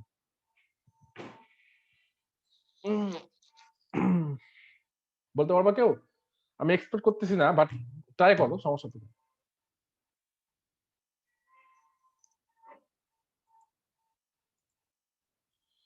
Very good, very good. Loss of contraction. হ্যাঁ, এইটার অ্যাটনি মানে হচ্ছে কন্ট্রাকশনের যে অ্যাবিলিটি সেটা হচ্ছে ডিক্রিজ হচ্ছে, কমে যাচ্ছে। তো তখন আমরা কি দিব? তখন আমরা অক্সিটোসিন দিব। হ্যাঁ, সো এই জন্য তখন আমরা অক্সিটোসিন দিব, ফলে অক্সিটোসিন দিলে ইউটেরাইন কন্ট্রাকশন হবে এবং আলটিমেটলি পোস্টপার্টাম যে ব্লিডিং সেটা রিজলভ হয়ে যাবে। ওকে, ডান। তাহলে এখন আসো আমরা পড়বো কি? All important thyroid hormone. Okay, all important thyroid hormone. So give a clap to thyroid hormone. এখন আমরা থাইরয়েড হরমোন পড়ানোর আগে হুম তাদেরকে বলে নিই যে এটা আসলে কতটা ইম্পর্টেন্ট। অনেক বেশি ইম্পর্টেন্ট স্টেপ 1 এর জন্য থাইরয়েড হরমোন। আচ্ছা আসো, তাদেরকে বেসিক কিছু জিনিস আগে পড়াই। আমি 9টা পর্যন্ত 2 ঘন্টা ক্লাস নিব, 9টা 5-10 পর্যন্ত। সো এখন সময় আছে আমাদের। দেখি কতটুকু থাইরয়েড হরমোন পাওয়া যায়, কারণ 2 ঘন্টার বেশি মানুষের কনসালটেশন থাকবে না, এবং আমার নিজেরও ভয়েসের অবস্থা 12টা বেজে যাবে।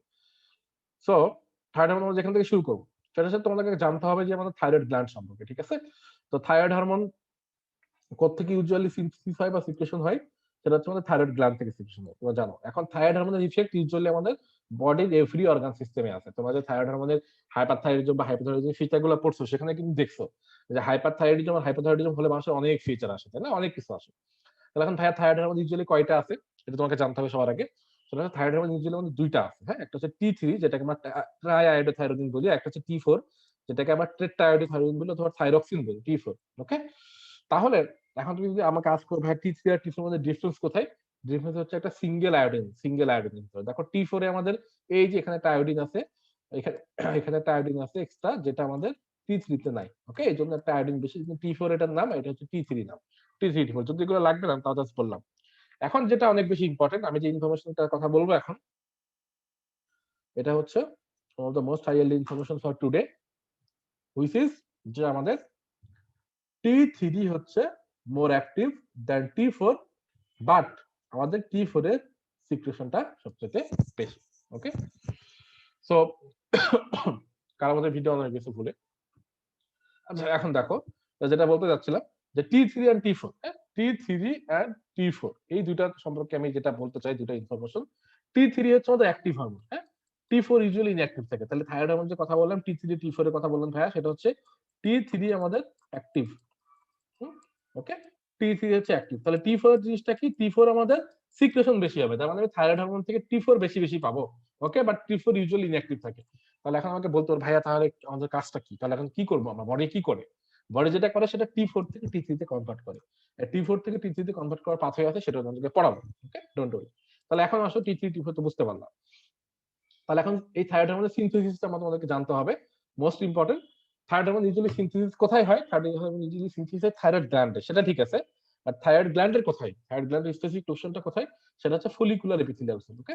সেটা হচ্ছে follicular epithelial cell of the thyroid gland, হ্যাঁ? Follicular epithelial cell. আচ্ছা, সো আমি যদি আরো স্পেসিফিকলি বলি, ফলিকুলার এপিথেলিয়াল সেলের যে লুমেন আছে, সেই লুমেনটাকে আমরা ইউজুয়ালি বলি কলয়েড। সেটাকে আমরা বলি কলয়েড, ঠিক আছে? সেটাকে বলি হচ্ছে কলয়েড। সো কলয়েডে আমাদের মেইনলি সিনথেসিসটা হয় থাইরয়েড। এই যে দেখো এটা থাইরয়েড ফলিকুল, ঠিক আছে? এটা ব্লাড ভেসেল, এটা থাইরয়েড ফলিকুল, এই যে ফলিকুলার এপিথেলিয়াল সেল, আর মাঝখানে যে লুমেন সেটার নাম হচ্ছে কলয়েড। ওকে? তাহলে থাইরয়েড ফলিকুল, থাইরয়েড লুমেন বা কলয়েড, এই দুটো জিনিস আমাদের থাইরয়েড হরমোন সিনথেসিসের জন্য দরকার। এটুকু জানলেই হবে। এখন আসো যে থাইরয়েড হরমোন সিনথেসিসটা কেন কমপ্লেক্স, কেন এইগুলা অন্য অন্য হরমোন গুলো সিনথেসিসের মতো না ভাই, কেন অন্য হরমোন সিনথেসিসের মতো না? দেখো 8টা স্টেপ আছে, 1 2 8টা স্টেপ আমরা খুব সুন্দর মতো আজকে তোমাকে বোঝাবো, এবং 100% কনসেন্ট্রেশন নিডেড। আমি কিন্তু এন্ডোক্রাইন যতদিন পড়াবো ততদিন বলবো যে থাইরয়েড হরমোন সিনথেসিসের ওই স্টেপে কি হয় আমাকে বলো, এবং নাম ধরে ধরে স্পেসিফিকলি আস্ক করবো। দেখো কয়টা স্টেপ, সেটা হচ্ছে আমাদের থাইরয়েড হরমোনের টোটাল 8টা স্টেপ থাকার কথা। 8টা স্টেপ, ঠিক আছে? সো এখন থাইরয়েড হরমোন সিনথেসিস যে আমরা করতেছি, এই থাইরয়েড হরমোন সিনথেসিস তো অন্যান্য হরমোন সিনথেসিসের ডিফারেন্সটা কি সেটা তোমাকে জানতে হবে। ফার্স্ট অফ অল হচ্ছে আমাদের থাইরয়েড হরমোনসের জন্য, থাইরয়েড হরমোন সিনথেসিসের জন্য একটা লার্জ অ্যামাউন্ট অফ আয়োডিন দরকার হয়, ঠিক আছে? এই জন্য তো তোমরা বলো যে নর্থ বেঙ্গলের মানুষের কি আয়োডিনের অভাব, এই জন্য গয়টা হয় বেশি, তাই না? এটা বহুল প্রচলিত একটা কথা, সত্যি কথা যদিও। এখন সেটা হয় না, কারণ আমাদের যে প্রসেস যে সল্ট থাকে সেখানে আয়োডিনের লেভেলটা অনেক বেশি থাকে, বা নর্মাল যতটুকু দরকার ততটুকু থাকে, ঠিক আছে? তো থাইরয়েড হরমোনস হচ্ছে contain large amounts of iodine which must be adequately supplied in the diet. Okay? আশা করি বুঝতে পারছো। এটা হচ্ছে এক নম্বর ইউনিক ক্যারেক্টার। দুই নম্বর ইউনিক ক্যারেক্টার কি?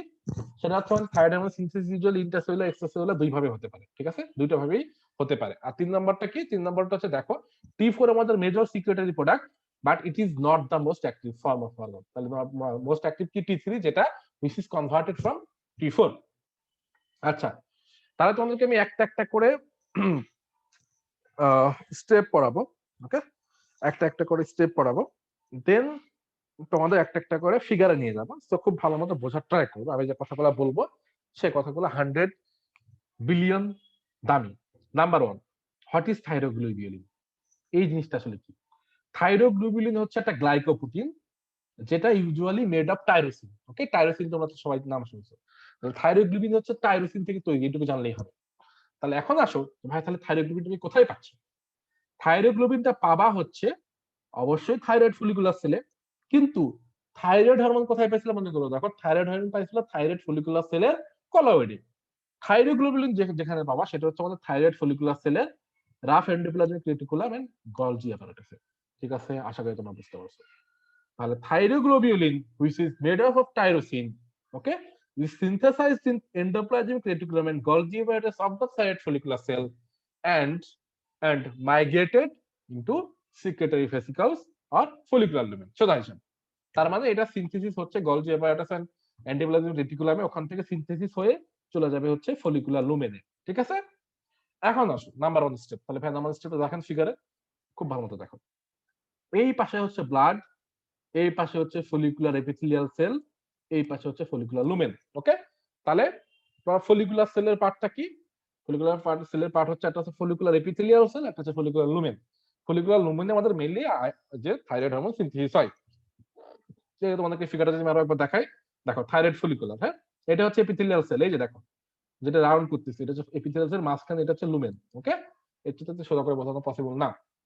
এখন আসো দেখো, তাহলে এই যে ফলিকুলার এপিথেলিয়াল সেলে, ফলিকুলার এপিথেলিয়াল সেল খুব সুন্দর মতো বুঝতে হবে। ফলিকুলার এপিথেলিয়াল সেলে টাইরোসিন থেকে আমাদের কোত্থেকে টাইরোসিন আসলে ভাইয়া, সেটা পরের কথা, আগে এখান থেকে খেয়াল করো, শুরু করো। টাইরোসিন থেকে আমাদের থাইরোগ্লোবুলিন তৈরি হবে। আমি আবারও বলতেছি, thyroglobulin is synthesised in the Golgi apparatus and rough endoplasmic reticulum of follicular epithelial cell which is coming from tyrosine. ঠিক আছে, তাহলে টাইরোসিন থেকে থাইরোগ্লোবুলিন পাইলাম। এই থাইরোগ্লোবুলিন চলে যাবে সুন্দর মতো আরামে আরামে চলে যাবে ফলিকুলার লুমেনে। ওকে, এই এই হচ্ছে আমাদের থাইরোগ্লোবুলিন সুন্দর মতো চলে যাবে হচ্ছে ফলিকুলার লুমেনে, ফলিকুলার লুমেনে। ওকে, আশা করি এটাতে কারো কোনো কনফিউশন নাই, থাকলে প্রশ্ন করতে পারো। ফলিকুলার লুমেনে চলে গেল থাইরোগ্লোবুলিন। এখন আসো ভাই 2 নম্বর স্টেপ কি? এখন 2 নম্বর স্টেপটা অনেক বেশি ইম্পর্টেন্ট, আরো বেশি। আসো 2 নম্বর হচ্ছে সোডিয়াম আয়োডাইড কো ট্রান্সপোর্ট অথবা আয়োডিন ট্র্যাপ বলে। তোমরা এগুলো সব পয়েন্ট মুখস্থ করে আসছে প্রথমে জানি। তাহলে এখানে যেটা হচ্ছে সোডিয়াম আয়োডিন কো ট্রান্সপোর্ট, কিন্তু ডিটেইলস পড়া নেই, যেটা আমার স্টেপে লাগবে। সোডিয়াম আয়োডিন কো ট্রান্সপোর্ট কি অথবা আয়োডাইড ট্র্যাপ, আয়োডিন ট্র্যাপটা কি? বিষয়টা হচ্ছে, যেহেতু তোমাকে একটু আগে আমি বলছি যে নর্থ বেঙ্গলের মানুষের কেন গয়টার হইতো, কারণ হচ্ছে তাদের আয়োডিন খাইতো না। এই আয়োডিন খাইতো না বলতে আয়োডিন পাইতো না, সেই ডোন্ট ফিল অফেন্ডেড। ওকে, সেই আয়োডিনটা আমাদের থাইরয়েড হরমোন সিনথেসিসের জন্য দরকার। ওকে, এখন তাহলে আয়োডিন যেহেতু দরকার, তাহলে আয়োডিন কোত্থেকে আসছে দেখো। আয়োডিন যে আয়নটা আছে সে actively transported from the blood, তাহলে ব্লাড থেকে ডিরেক্টলি ফলিকুলার এপিথেলিয়ালে চলে আসবে। তাহলে এই যে ফলিকুলার এপিথেলিয়ালে চলে আসলো, তার জন্য একটা পাম্প দরকার, সেই পাম্পের নাম হচ্ছে সোডিয়াম আয়োডাইড পাম্প। দেখো খুব সুন্দর মতো ব্লাড থেকে আরামে আরামে সোডিয়াম আয়োডাইড, এই যে পাম্প, আমাকে একটু বলো তো একজন দেখি, এই পাম্পটা কো ট্রান্সপোর্ট না কাউন্টার ট্রান্সপোর্ট? এই সোডিয়াম আয়োডাইড পাম্পটা এটা কো ট্রান্সপোর্ট না কাউন্টার ট্রান্সপোর্ট? বলো দেখি, আনসার দাও পোলামন।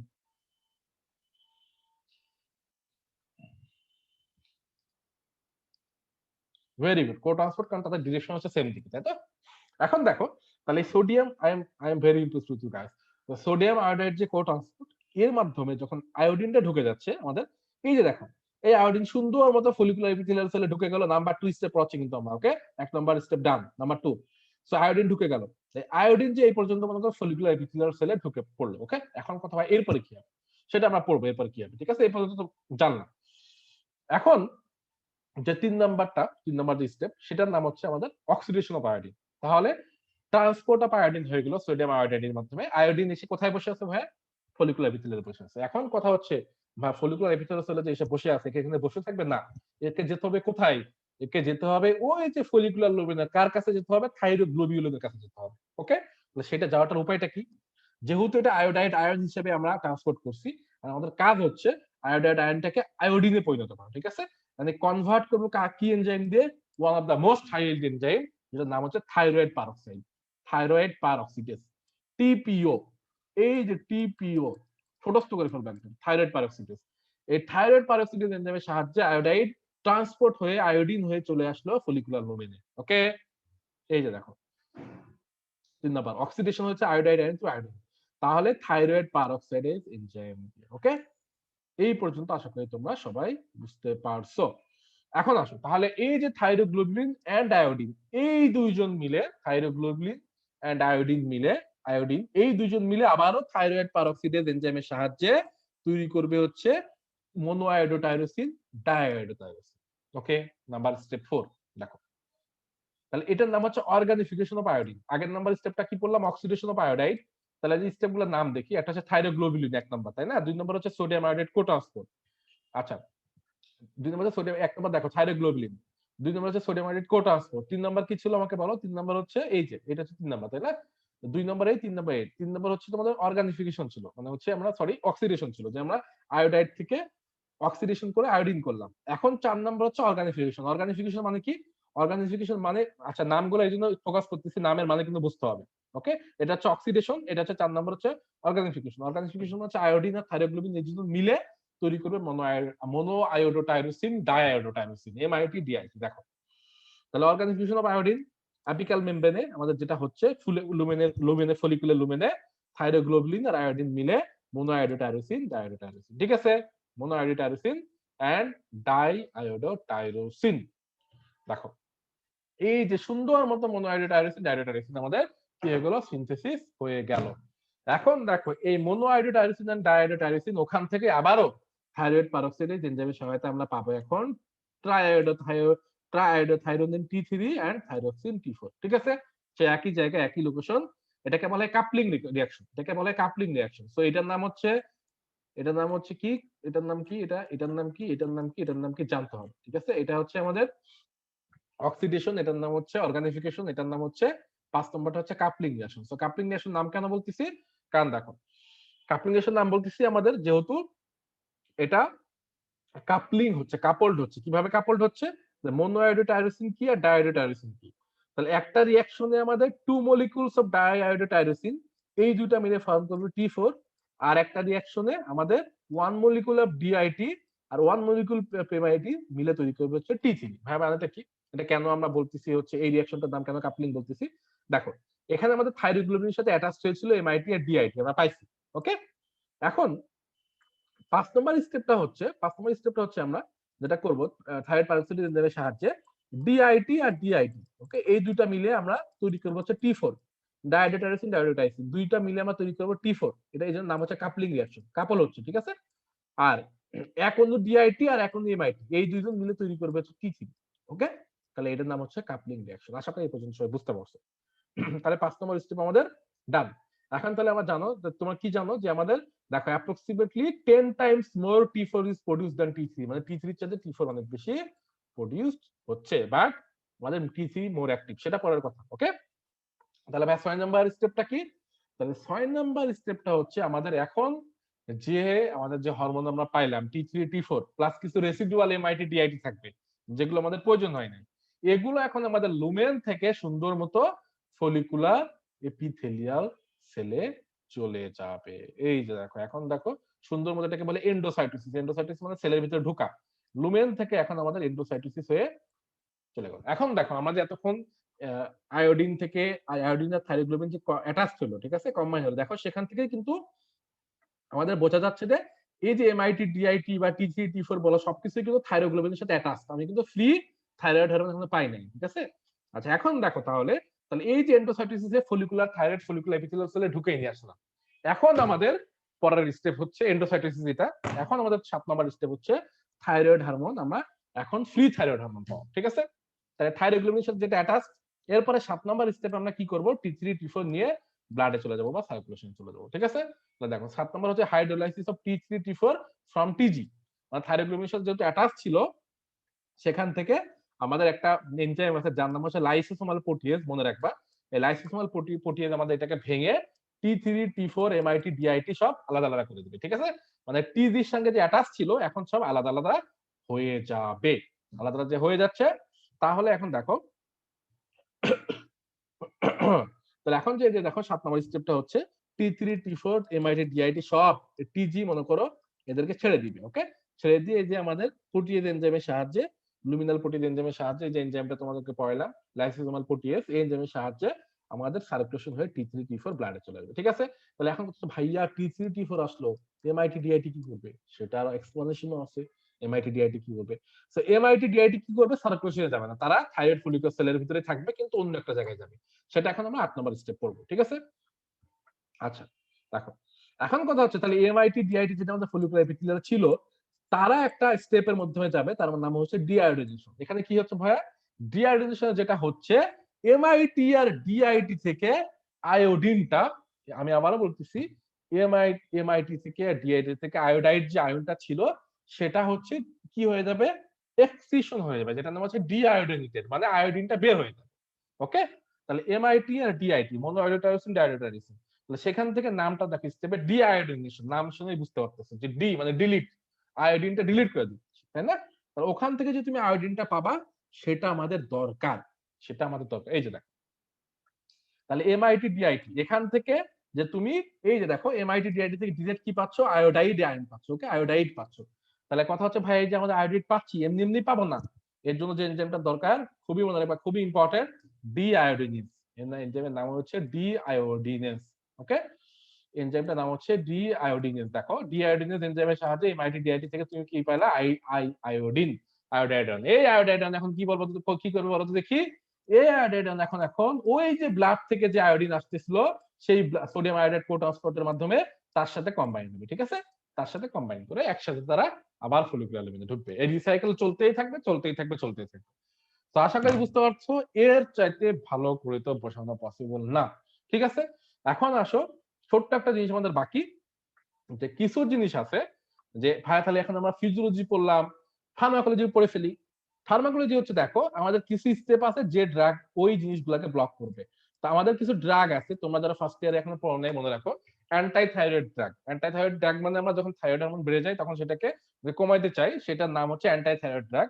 সো মোস্ট ইম্পর্টেন্ট একটা ড্রাগ হচ্ছে প্রোপাইল থায়োইউরোসিল, যেটার নাম হচ্ছে পিটিইউ, প্রোপাইল থায়োইউরোসিল। এই প্রোপাইল থায়োইউরোসিল আমাদের যে আমাদের যে থাইরয়েড হরমোনটা কমাচ্ছে, ভাই কেমনে কমাচ্ছে? সে একযোগে 3 নম্বর 4 নম্বর 5 নম্বর তিনটা স্টেপ থেকে ইনহিবিট করে। দেখো আমি কিন্তু মিলিয়ন ডলারের কথা বলতেছি, 100% কনসেন্ট্রেশন দরকার। 3 নম্বর এই যে যেখানে এখানে পারঅক্সিডেস আছে, 3 নম্বর স্টেপ, 4 নম্বর স্টেপ, 5 নম্বর স্টেপ আমাদের প্রোপাইল থায়োইরোসিল ব্লক করে দিবে, ঠিক আছে? এটা প্রোপাইল থায়োইরোসিল কাজ। আচ্ছা, আর পারক্লোরেট আর থায়োসায়ানেট এই দুটা ড্রাগ আছে, আচ্ছা পারক্লোরেট আর থায়োসায়ানেট, এটার কাজ হচ্ছে এই যে সোডিয়াম আয়োডাইড যে কোট্রান্সপোর্টারটা এটাকে ব্লক করে দেওয়া, ঠিক আছে? এই হচ্ছে কথা। তাহলে এখন দেখো আমাদের পড়া ডান। আমি আবার বলতেছি 1 নম্বর স্টেপ কি ছিল, সিনথেসিস অফ থাইরোগ্লোবুলিন, সেটা ফলিকুলার এপিথেলিয়াল সেলে, ওখান থেকে চলে যাবে ফলিকুলার লুমিনে। 2 নম্বর কি হবে, সোডিয়াম আয়োডাইড কোট্রান্সপোর্ট। 3 নম্বর কি, অক্সিডেশন হবে। 4 নম্বর অর্গানিফিকেশন। 5 নম্বর কাপলিং রিঅ্যাকশন। 6 নম্বর এন্ডোসাইটোসিস। 7 নম্বর হাইড্রোলাইসিস। 8 নম্বর ডিহাইড্রেশন। এখন আমাকে বলো কোনো কনফিউশন আছে? ডান, তোমাকে বুঝতে পারছো থাইরয়েড হরমোন সিনথেসিস?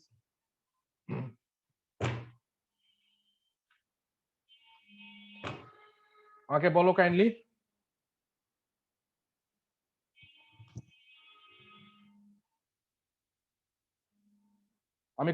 আমি আবার বলতেছি থাইরয়েড হরমোন সিনথেসিস নিয়ে কোনো রকমের আমি কোনো কনফিউশন চাই না, কারণ আমি তোমাকে অনেক ভালো মতো পড়াইছি।